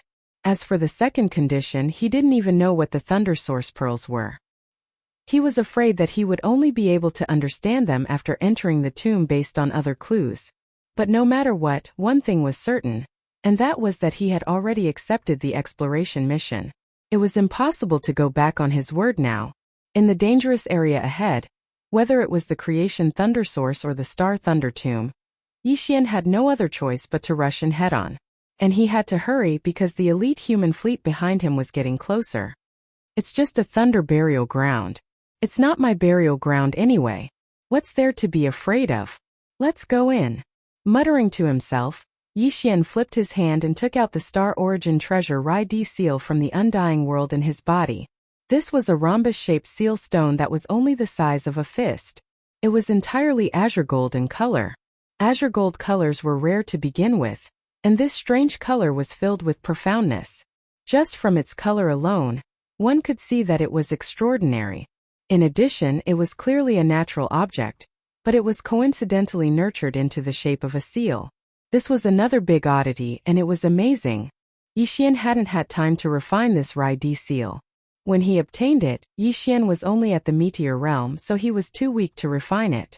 Maybe now that he was at the 3rd realm, the satellite realm, he could do it, but he really didn't have time to try at the moment. He could only hold it in his hand first, and think about it after entering the Star Thunder Tomb in front. Xiu! With absolute determination, the Dongshu shuttle, which had transformed into a breathtaking thick purple light, plunged headfirst into the starry sky Thunder Tomb in front of it, where countless green thunderbolts were exploding and golden thunderbolts were wreaking havoc without end. Seeing this scene in the battleships of the First Universe's Servant 100 clan fleet that were following from afar, there was a large sound of gasping.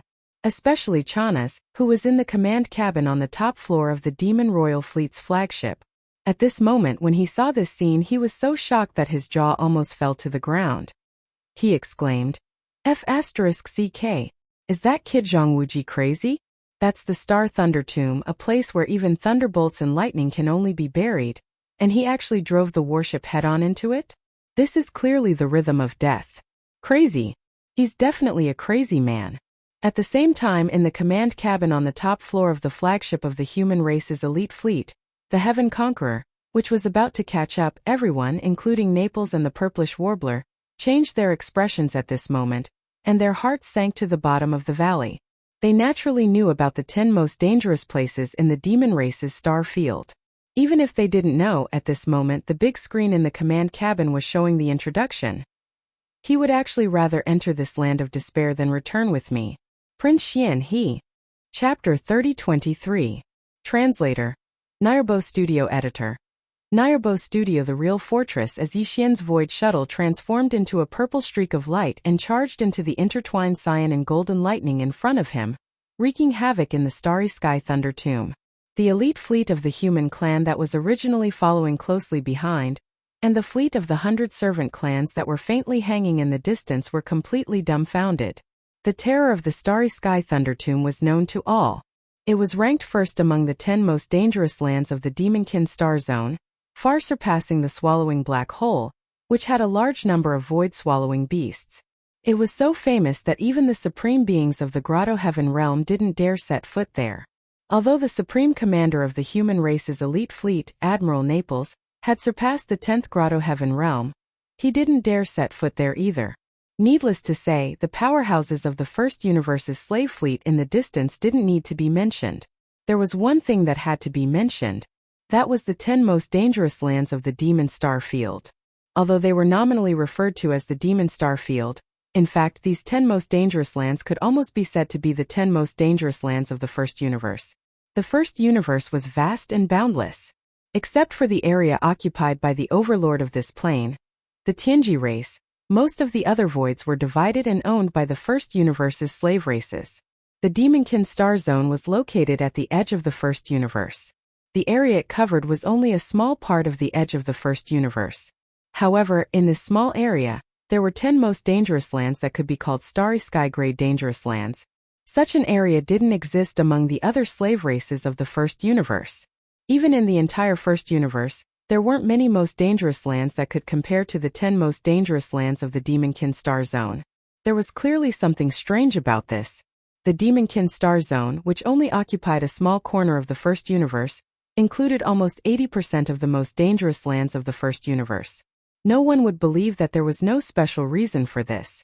Someone had once said that this had something to do with the origin of the demonic race. After all, the demonic race looked exactly the same as humans. The only difference was that they had a mind source core in their heads. If one ignored this fact and treated the demonic race as a human, it was actually possible to treat them as humans.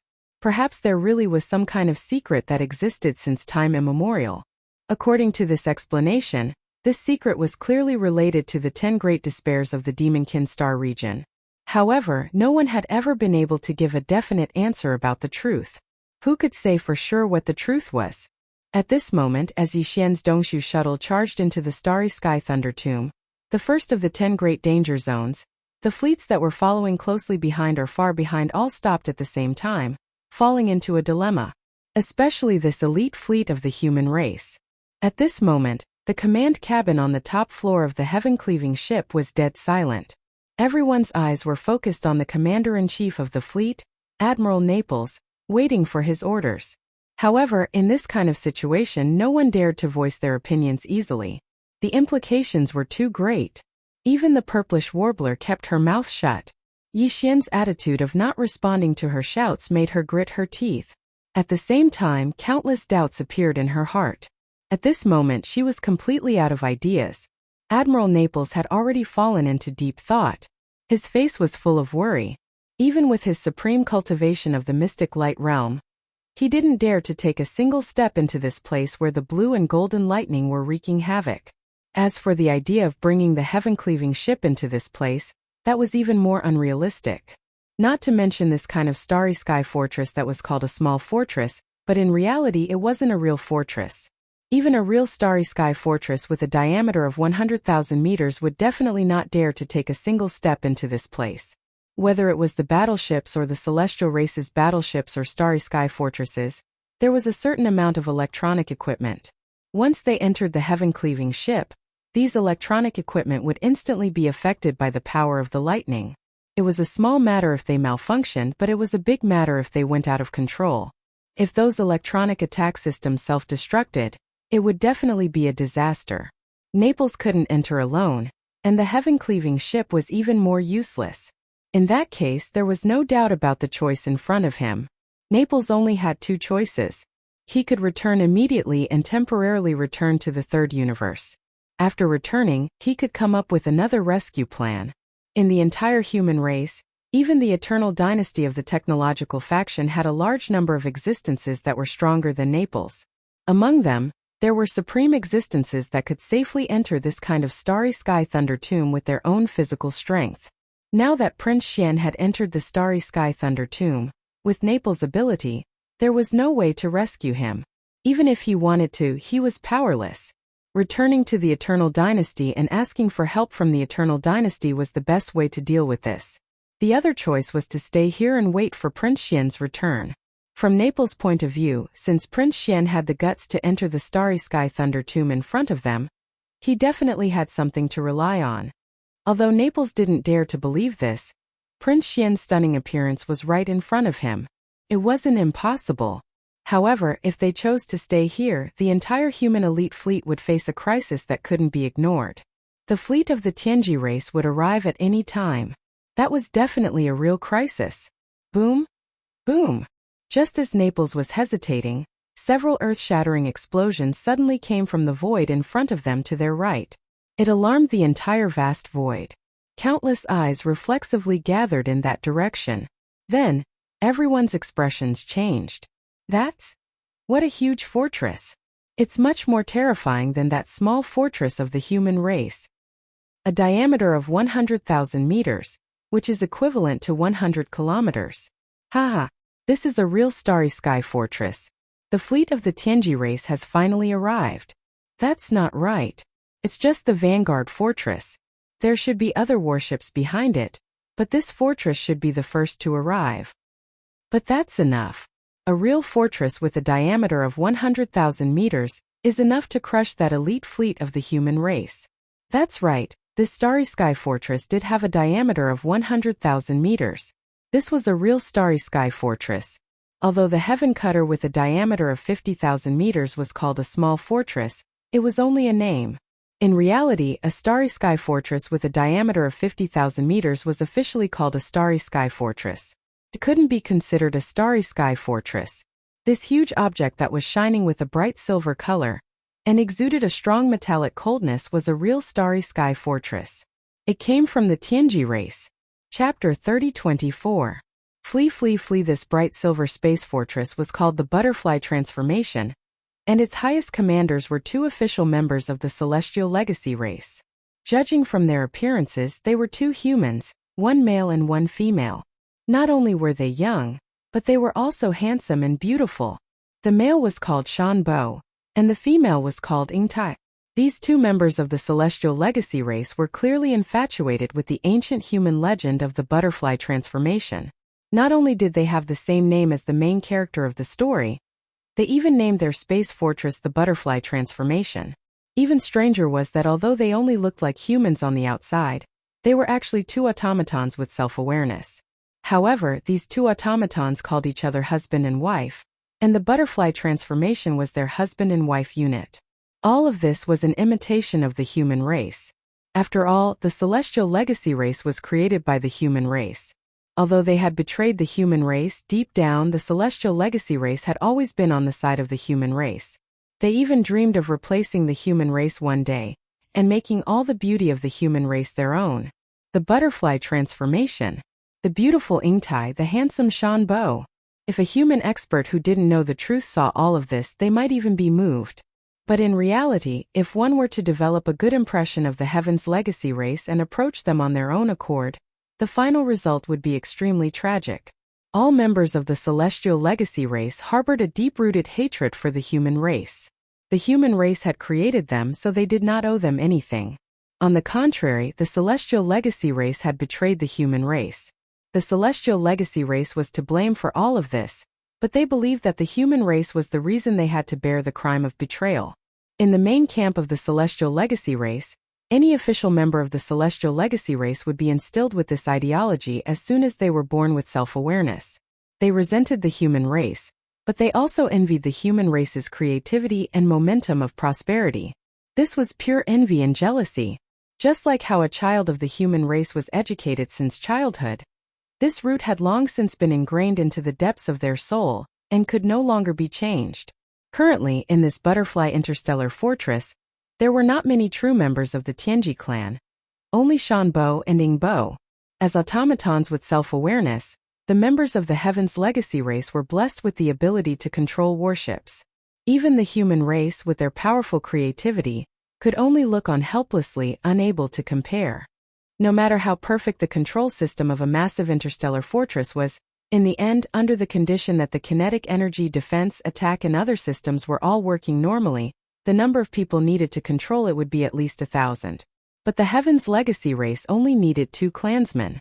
Shanbo and Ning Tai were the 2 living control centers. With them inside the butterfly, it was more than enough to perform all the functions of the space fortress. Of course, in addition to the 2 of them, there were also some semi-evolved robots, and even robots that had not developed self-awareness. There were still many of them in the butterfly, tens of thousands of them. Basically, they were responsible for some tasks such as maintenance and piloting small battle landing ships. At this moment, with the arrival of the butterfly interstellar fortress, the large number of slave fleets of the first universe in the distance cheered thunderously. However, the elite human fleet hovering outside the space thunder tomb was deathly silent. Everyone's expression changed drastically, and an extremely bad feeling of crisis struck their hearts. Run! Run immediately! Gather and run! Even if only one of us makes it out, we must report everything we know about Prince Xian to the Marshal and ask him to make a decision. In the command cabin on the top floor of the Skycutter, the 3rd Admiral Naples did not hesitate at all. As he gave this order, he also made a clear rule. The other warships that can't escape must fight to the death rather than be captured. Everything about Prince Xian must not be known by the Heaven's Legacy race. This is the highest order. Once trapped, self-destruct immediately. Hum. Hum. Hum. As soon as Admiral Naples gave the order, the 11 space fortresses, including the Skycutter, buzzed violently at the same time. This was a sign that the space jump function had been activated, and was running at full speed. At the same time, the bright silver butterfly interstellar fortress in the void in the distance clearly emitted a similar but much more intense buzzing sound. The appearance of this sound meant 2 things. Either it was activating a space jump, or it was activating the main cannon of the fortress. The main cannon of a 20,000-meter-long cosmic fortress was the Annihilation Meteorite Cannon with a diameter of 5,000 meters. The main cannon of a 50,000-meter-long cosmic fortress was the Super Annihilation Cannon with a diameter of 20,000 meters. On the other hand, the main cannon of the Real Star Fortress was the Death Ray Cannon, which had a diameter of 50,000 meters. Its light beam was black, and it was made of antimatter energy. If it hit the heaven-sundering battleship, it wouldn't be turned into a fireball. Instead, it would be wiped out quietly. It was extremely terrifying. This was also why Admiral Naples didn't even think about resisting when he saw that the other party had mobilized a real cosmic fortress. He immediately gave the order to scatter and flee. He wasn't afraid of death, but he had to send all the information about Prince Xian back to the 3rd universe. When the time came, as long as the immortal dynasties of the human race sent one or even several cosmic fortresses with a diameter of 100,000 meters, Prince Xian might be saved. However, that most likely had nothing to do with him. In the immortal armies, those who were qualified to control a cosmic fortress were at least 4-star generals. After all, a real cosmic fortress like this was the ultimate strategic weapon that was usually used as a deterrent. Whoosh! A feeble sound that was suffused with coldness came out, and a terrifying black pillar of light shot out from the butterfly in the distant void. With a diameter of 50,000 meters, It was enough to completely envelop the flagship of the human elite fleet, the Sky Cutter. What was even worse was that the black energy beam of the Death Light Cannon was aiming at the heaven-sundering ship. As a colossal cosmic fortress, the Sky Cutter needed a few more seconds to perform a space jump. 6 of the 10 cosmic fortresses around it had already performed a space jump and left, but the Sky Cutter was still in the final stage of the space jump. Once the energy beam of the Death Ray Cannon arrived, the Sky Cutter would definitely be destroyed. At this moment, the 7th human cosmic fortress that had just completed a space jump jumped into the void between the energy beam of the Black Death Ray Cannon and the heaven-sundering battleship. Unfortunately, with its 20,000-meter-long hull, it couldn't completely block the 50,000-meter-long Death Ray Cannon's energy beam. Thus, this cosmic realm fortress suddenly began to self-destruct. Chapter 3025. Kamikaze Butterfly Boom. The huge ball of light exploded, and a 20,000-meter diameter cosmic realm fortress turned into a scorching ball of light. Almost at the same time, the Black Death Ray beam from the void ahead also coincidentally rushed over. 2 kinds of light, one was the burning red light in the category of matter, the other was the Black Death Ray of antimatter. They offset each other, and finally, when the red light ball produced by the explosion of this cosmic-level fortress disappeared, that black antimatter death ray beam also became extremely weak and could not cause any damage. This was the usual method used to intercept the Death Ray Cannon's black energy beam on the battlefield. After all, it was antimatter light energy. Although it was terrifying, its only flaw was that it could be offset by positive matter light energy. In fact, this could not be considered a disadvantage because on the battlefield, unless one could know in advance that the opponent would use such a strategic deterrent weapon, and thus prepare some unmanned fortresses in advance as a self-destruct interceptor. Otherwise, once the Death Ray Cannons appeared, the result would be that they could either let it hit wherever it wanted and wreak havoc on the battlefield, or pay a small price and use the other warships to self-destruct to form an interception and cancel out the black energy beam of the Death Ray Cannons. Just like now. But in fact, this so-called small price was a cosmic fortress with a diameter of 20,000 meters. No matter how small it was, how small could it be? From this perspective, the so-called weakness of the Death Ray Cannon could not really be considered a weakness. Although it could be intercepted, every time it was fired, even if the enemy intercepted it, they would have to pay a heavy price of a non-small warship. It was definitely worth it. Right now, for example, when the cosmic fortress moved forward and detonated itself, successfully intercepting and nullifying the black energy beam of the Butterfly's Death Ray Cannon, inside the command cabin on the top floor of the Sky Cutter, 3-star Admiral Naples was so heartbroken that his eyes were almost popping out of their sockets. A cosmic universe state fortress was a small matter, but the key was that there were more than 2,000 Undying Army elite soldiers in this fortress. They were all Naples' direct subordinates. In the blink of an eye, it turned into nothingness. Naples roared at the sky. Butterfly, I swear that I will return to the first universe as long as I live. I will tear you to pieces with my own hands. Whether it was the everlasting dynasty of the human race or the Heaven's legacy race of the first universe, the number of space fortresses they controlled was limited. After fighting with each other for so many years, they basically had a record of each other's strategic deterrent weapons. Therefore, as soon as the Butterfly appeared, Naples recognized it at first glance. Unfortunately, even though he was a supreme existence in the mystic light realm, even if the difference in battleships between the two sides was ignored, Naples had no chance of winning, even if he engaged in a melee battle with the enemy's commander, Shan Bo and Ing Tai. Those two fellows were both at the mystic light realm. Although they were robots, the human cultivators of the immortal dynasty could use gene cultivation fluid to develop their own potential and enter the Tao of cultivation in a different way from cultivation. In that case, the robots would be able to use even more means in this regard. Although the real members of the Heaven's legacy race didn't have real bodies of flesh and blood, they could use all kinds of materials to replace them. If one really dissected their bodies, what would appear before one's eyes wasn't just some wires and metal parts. Many things were special refining materials that were similar to flesh and blood.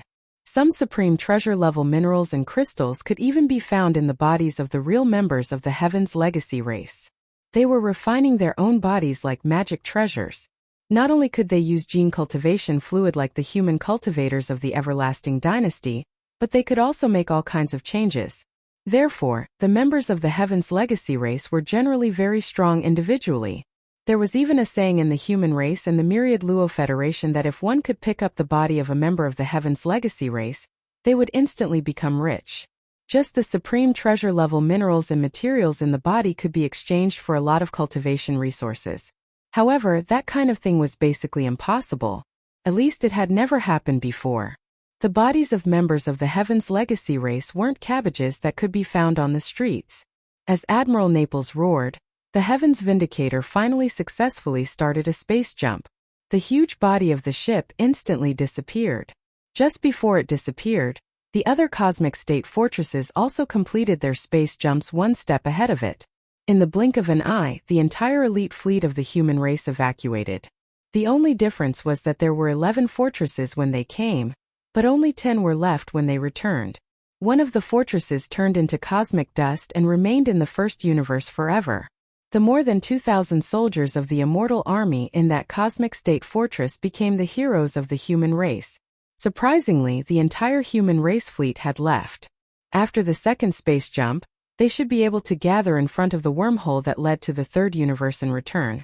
However, the Heaven's Legacy race's butterfly didn't seem to have any intention of chasing them. It still hovered in the void, motionless, in the command cabin on the top floor of the Heaven's Butterfly. Unlike the battleships and fortresses of the human race and the other slave races in the first universe, the command cabin of the Heaven's Legacy race's fortress was empty. There was almost no one in sight. Other than some AI robots who were in charge of running errands, only 2 human figures could be seen. Of course, they only looked like humans. The 2 young people, one male and one female, were the Mystic Light Realm members of the Heaven's Legacy race, Shanbo and Yingtai. Are we not going to chase? The pretty Yingtai turned around and glanced at Shanbo. Although it was a question, one could hear the certainty in her voice. Clearly, this was what she wanted as well. They have already paid the price. The warning has been achieved. What's there to chase? As he spoke, Shanbo turned around and looked in the direction of the Heaven Lightning Graveyard. A playful smile appeared on his face. Compared to the elite fleet of the human race, I'm more interested in the Black Mosquito tribe's holy son called Zhongwuji. Aren't you the same? At this point, Uncle Shan paused for a moment, but the smile on his face grew even wider. How could a mere holy son of a demon tribe cause the elite fleet of an immortal dynasty of the human race to chase after him so ferociously? There's only one logical explanation, and that is that this person is Prince Xian or is related to Prince Xian's whereabouts. Take a guess. Is it the former or the latter? No, I'm thinking about another problem.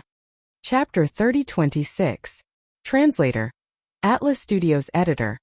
Atlas Studios commanding the thunder of the world. That cosmic fortress clearly had a chance to escape, but it didn't. Instead, it chose to intercept our Death Ray Cannon's antimatter energy beam, and was destroyed in the end. Do you think this is human emotion? With confusion in his eyes, Yingtai's gaze was still fixed on the void as he muttered to himself. There was a deep sense of confusion in his words. Damn human emotion. Shanbo frowned, but a hint of disdain appeared at the corner of his mouth. This is the biggest weakness of humans. If it wasn't for emotion, how could the thousands of human elites in that cosmic fortress die? If it wasn't for emotion, how could Xingbo be? Alright, let's not talk about this. Leader doesn't allow us to talk about it. But one thing is for sure. Humans become weak because of those damn emotions. Yingtai, don't make a mistake. Maybe you're right, but I don't think so. Shaking his head, Yingtai seemed to have understood something. The confusion in his eyes faded a little, and there was a hint of clarity. Ever since you and I were born with our own consciousnesses, we were attracted by the story of humans turning into butterflies. We were fascinated by it. Therefore, I named myself Yingtai, and you named yourself Shanbo. Even our fortress was named Butterfly Transformation. But all these are just appearances. The feeling you give me is no different from the other clansmen. Even the name Shanbo can't make me associate you with other people. But the real Zhu Yingtai and Shanbo shouldn't be like this. In her eyes, no, in their eyes each other is unique. She would rather accompany them to turn into butterflies. This is emotion. Such beautiful human emotion. Why do you say it's the weakness of humans? It's the opposite. I think it's because of the emotion that humans have, the history of their clansmen is so wonderful. That's why they left behind such a beautiful story of turning into butterflies. Sigh. At this point, Ingtai sighed faintly and laughed bitterly. It's a pity that your stubbornness makes you unable to understand all of this. It seems that if I want to truly experience the concept of transforming into a butterfly, I can only attempt to start an emotional journey with a human. Perhaps that so-called Prince Xian would be a good choice. At this point, Ingtai turned to look at the starry sky lightning graveyard in front of him. A playful smile appeared at the corner of his mouth. All right. I admit that I am now interested in the question you just asked. Take a guess. Is that holy son of the Black Mosquito tribe Zhang Wuji Prince Xian? Or is it merely related to Prince Xian's whereabouts? At the side, Shan Bo's expression had completely darkened because of these words. Before he could respond, the hovering starry sky butterfly fortress, under Ingtai's control, rapidly shot toward the starry sky lightning graveyard in front of them. Ingtai's voice slowly rang out from the command cabin on the top floor. Since you and I are both interested in that Zhang Wuji, and the starry sky butterfly fortress happens to have the ability to temporarily stay in the outskirts of the starry sky lightning graveyard, why don't we go in and take a look? If it doesn't work out, we can just retreat immediately. In response, Shan Bo remained silent. However, he was currently thinking about how to kill that Zhang Wuji while Ingtai wasn't paying attention. It didn't matter if he was the holy son of the demonic tribe or Prince Xian of the human clan. Since he dared to make Ingtai think this way, he must die. In the distance, the 100-servant tribe and the imperial tribe of the demonic tribe's fleet from the first universe were gradually approaching after seeing that the elite human fleet had been forced away. After all, the higher-ups of the Tianji tribe had arrived. They had to pay their respects as soon as possible.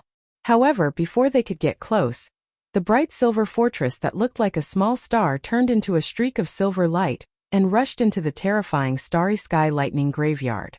Although they knew that this kind of starry sky fortress had the ability to temporarily stay in the outskirts of the starry sky lightning graveyard, this scene still caused a commotion.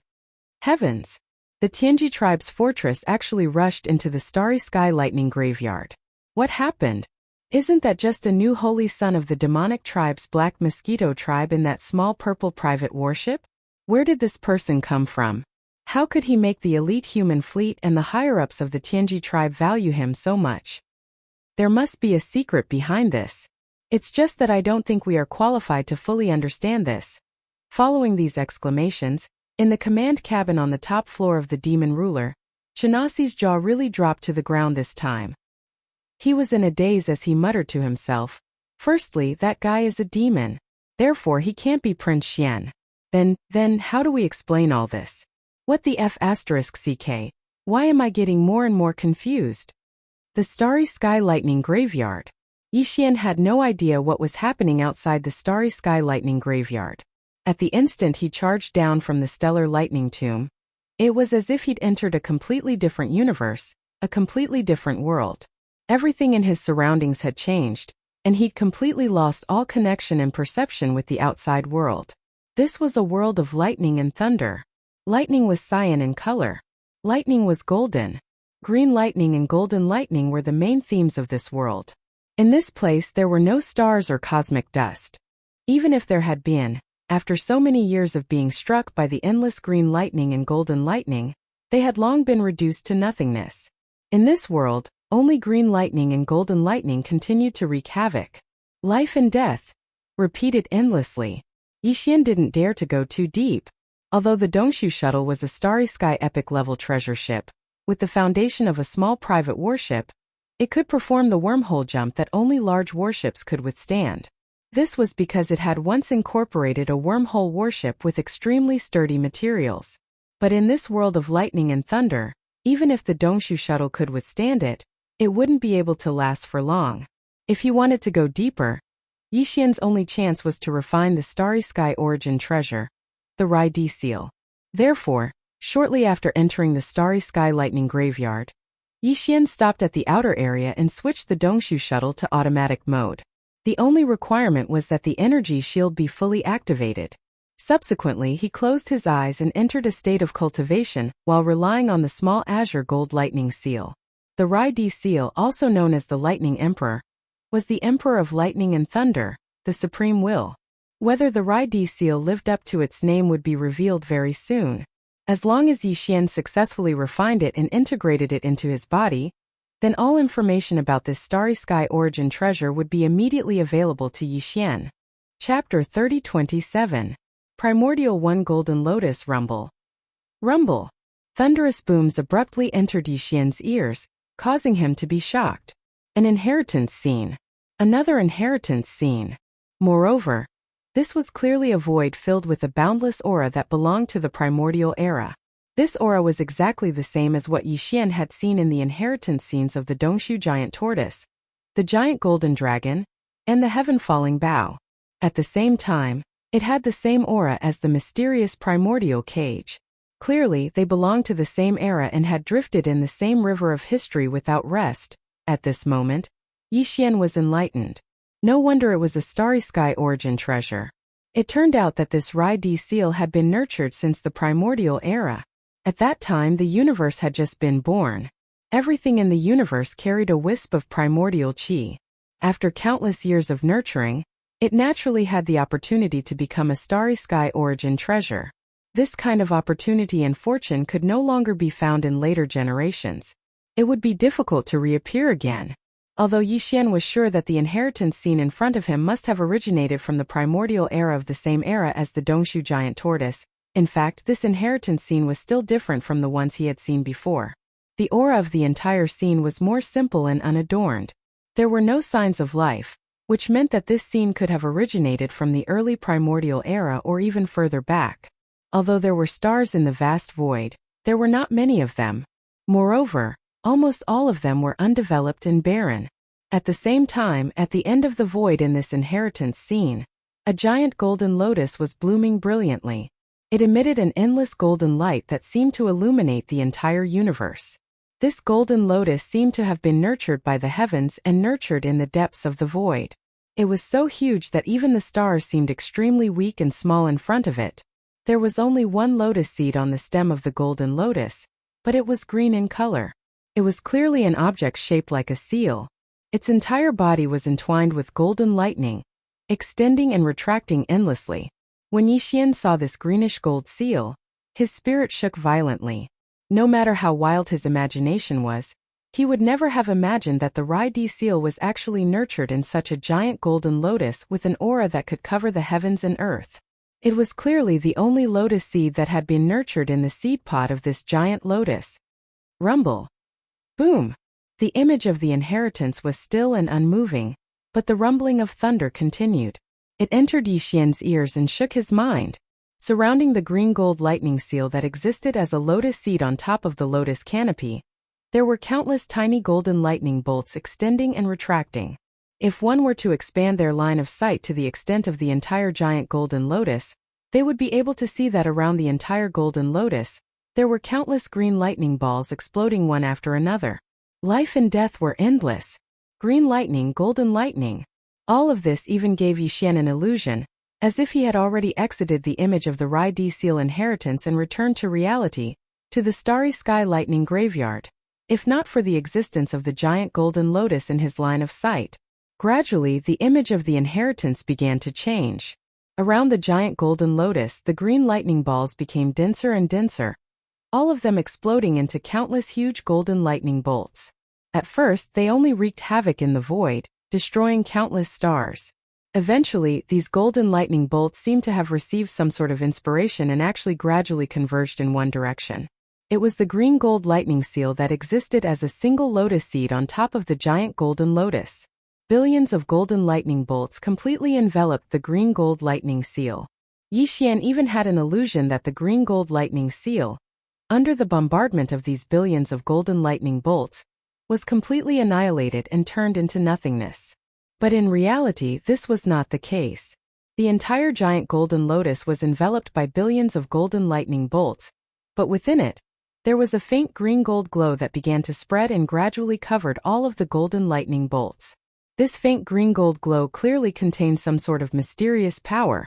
It was slowly condensing inwards, along with the billions of golden lightning bolts that were covered by it, rapidly compressing together. Finally, the billions of golden lightning bolts disappeared, turning into a small golden ball, suspended above the green gold lightning seal, and then plunged into the seal, disappearing without a trace. At this moment, Yi Xian's heart once again gave birth to a sense of enlightenment, and 7 words flashed in his mind. Billions of lightning bolts turned into source pearls. So this was how the thunder source pearls came to be. It was formed by billions of golden lightning bolts, representing the origin of thunder and lightning. This object could be said to be the original form of thunder and lightning in the world. And the green gold lightning seal that could condense all of the thunder and lightning in the world into source pearls. If not the Emperor of Thunder and Lightning, what else could it be? The 3 words Rai-Di seal lived up to its name. It was enough to command all of the thunder and lightning in the world. The evolution of this inheritance image not only allowed Yi Xian to understand the origin of the Rai-Di seal, but also the truth of the thunder source pearls, as well as the method to condense them. Thunder and lightning were originally the most ferocious things in the world. If one wanted to condense billions of bolts of lightning into source pearls in the end, it would be impossible to condense them into source pearls. Not to mention Yi Xian, who was only at the satellite stage of the 3rd great realm. Even a supreme existence like the 3-star general of the immortal army, Naples, who was at the mystic light stage of the 11th great realm, would not be able to do it. But with the Rai-Di seal, which could command all of the thunder and lightning in the world, it was a completely different matter. As long as one could refine the Rai-Di seal and completely control its power, then it would be possible to condense the thunder source pearls with billions of bolts of lightning. However, even just one thunder source pearl required billions of bolts of lightning to be condensed. This time, Yi Xian needed to condense 10 thunder source pearls to complete the system exploration mission. The amount of lightning and lightning required could be imagined. Fortunately, this was the star lightning tomb, a vast star region filled with lightning and lightning. In terms of raw materials, there was no shortage of them. In fact, only this region could possibly condense 10 thunder source pearls. If it was anywhere else, it would definitely be impossible. However, as far as Yi Xian was concerned, even though he had all the right conditions, it was still unknown whether he would be able to successfully complete the system's exploration mission this time. This was because he only had 3 months, 90 days. On average, he had to condense 1 thunder source pearl every 9 days. Yi Xian wasn't sure if he would be able to do this. Everything would have to wait until the first thunder origin pearl was condensed before he would know. Chapter 3028. Translator. Atlas Studios Editor. Atlas Studios Satellite Level 4-inch Ding. Congratulations to the host for making a breakthrough. Current cultivation level. Satellite Level 3. Ding. Congratulations to the host for making a breakthrough. Current cultivation level. Satellite Level 4. What? 2 consecutive breakthroughs? Yi Xian, who had just opened his eyes, was dumbfounded. Recently, 2 consecutive breakthroughs had been happening a little too often. Furthermore, almost every single one of these breakthroughs had been accidental, not the result of normal cultivation. However, after a short moment of shock, he quickly understood. This breakthrough was obviously related to the fact that he had successfully refined the Rai-Di seal. After all, it was a galaxy origin treasure. After being refined by Yi Xian, everything about it had been integrated into Yi Xian's body. Under such circumstances, continuous breakthroughs were inevitable. This was the true power of the Rai-Di seal. Due to the limitations of Yi Xian's cultivation level, it hadn't been able to fully display its power. If it had been fully displayed, its grade alone would have been enough to allow Yi Xian to break through dozens of small levels. In fact, the Fallen Sky Bow inheritance and the Golden Dragon scales he had obtained previously were all like this. As he thought about this, Yi Xian immediately felt relieved. No matter what, he had unexpectedly experienced 2 consecutive breakthroughs. He had just entered the satellite level, yet he had reached the middle stage in the blink of an eye. This was a good thing. Pleasantly surprised, Yi Xian's consciousness quickly returned to its original state and entered his knowledge sea. At a glance, his sea of consciousness was indeed different. Originally, there was a small crystal or treasure floating in each of the 4 directions above his sea of consciousness, which represented the realm of his insightful emptiness realm. One direction was the Mind Source Core, which had undergone 5 transformations and evolutions and had reached level 6. On the other side was the Void Marrow Crystal, which had come from the Void Marrow Mother. It exuded a mysterious aura, and it still hadn't come into contact with Yixian's consciousness.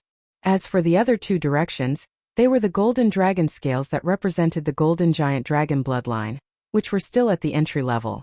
There was also the small golden bow that represented the primordial ability of the heaven-falling bow.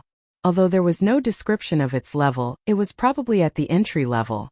But now there was clearly one more thing floating above Yixian's sea of consciousness. It was the Rai-D seal that he held in his hand before he refined it. At this moment, the Rai-D seal had transformed into a fingernail-sized cyan gold seal that was suspended in the center of Yixian's sea of consciousness. It was entirely cyan gold in color, and from time to time cyan lightning and golden lightning would expand and contract. It inexplicably gave Yixian's sea of consciousness an additional strand of fierce lightning intent. The Rai-D seal was indeed worthy of being called the Thunder Emperor. Not only did it have the power to command all the lightning and thunder in the world, but its imperial aura was also dazzling. Currently, it was sitting in the center of Yixian's sea of consciousness, so it clearly gave off an aura that seemed to command the world. The small golden bow, the golden dragon scales, Yixian's grade 6 source core, and the void marrow crystal all seemed to be faintly suppressed by its imperial aura. It was unknown whether the weeping soul bloodhorn would also be suppressed, but it was most likely bound to be. After all, the weeping soul bloodhorn and the golden dragon scales represented the golden giant dragon, as well as the primordial yaksha represented by the small golden bow, were actually of the same level. As for the headless infant corpse, although the two had never come into direct contact, Yixian's intuition told him that the mysterious and powerful headless infant corpse wouldn't even care about the supreme imperial aura of the Rai-D seal. In addition, Yixian's sea of consciousness had clearly become much more majestic. After all, he was already at the mid-stage of the satellite grade, so he was naturally much more powerful than before. He reached the mid-stage in such a short time. 5 more small steps and he will be able to enter the 4th major boundary, the planet grade. Then, he will no longer be considered a weakling. I'm really looking forward to it. After retreating from the sea of consciousness, Yixian opened his eyes once again and looked at his empty right hand. His eyes glowed as he muttered to himself. In an instant, his self-confidence had reached its peak once again. While he had been refining the Rai-D seal, Yixian had been in the command cabin on the top floor of the Dongshu shuttle. Besides him, Hue Gulei, Zuofengtai, the wretched mosquito killer, and the others had also been there. However, before entering the state of cultivation, Yixian had controlled the Dongshu shuttle to set up a protective energy shield around his body, so there was no need to worry too much. At this moment, after getting up and removing the energy shield, Yixian turned his head and glanced at the crowd. He casually gave a few instructions and stepped out of the Dongshu shuttle. At the same time, he raised his hand and waved it, keeping the Dongshu shuttle in his body. Although the protective shield of the Dongshu shuttle could temporarily resist the power of thunder and lightning outside the shuttle when it was fully activated, it consumed a huge amount of energy at every moment. Even though Yixian had countless star core origins, it was still very painful to keep it in his body. Under such circumstances, it was safer to keep it in his body. As for Yixian himself, even if his physical body was in the Thunder Graveyard Star Field at this moment, he would be completely fine. Just as his figure stepped out of the Dongshu shuttle, a faint green mist clearly surged out of Yixian's body. It did not spread too far, but instead covered about 3 inches of his entire body. Just these 3 layers of green mist were enough to protect Yixian in this Thunder Graveyard Star Field. The Thunder Emperor seal had already been refined by him. Now he could unleash the power of this cosmic source treasure with just a thought. This attribute of being able to ignore the damage of thunder and lightning was only one of the most basic attributes of this treasure. At this moment, Yixian was in the Thunder Graveyard Star Field where there was only endless green thunder and golden lightning. A thin layer of light green mist floated on the surface of his body. He stood there quietly, but imperceptibly gave off a supreme aura of being the emperor of this star field and commanding the entire Thunder Graveyard Star Field. This aura had nothing to do with his cultivation, and was purely an innate suppression of his attribute. Around him, the green lightning and golden lightning that had been raging endlessly clearly carried a sense of fear and subconsciously retreated into the distance. As a result, within a radius of 3 meters around him, there was actually a vacuum zone, and not a single green lightning or golden lightning appeared. These green thunder and golden lightning naturally did not have any consciousness. The reason they retreated was purely a natural reaction to the suppression of the Rai Seal's emperor pressure. Yixian was extremely satisfied with all this. At the very least, within this starry sky lightning tomb that was called the head of the 10 great grounds of extremities, he was already capable of moving unhindered. With this prerequisite, he would be able to freely condense lightning origin pearls, and he would possess the basic conditions to successfully complete this system exploration mission. However, a thunder essence bead required hundreds of millions of thunderbolts and lightning to be refined. Although Yixian had refined the Rai Seal and grasped the refining method and ability, there was still a question of time, which made him very nervous.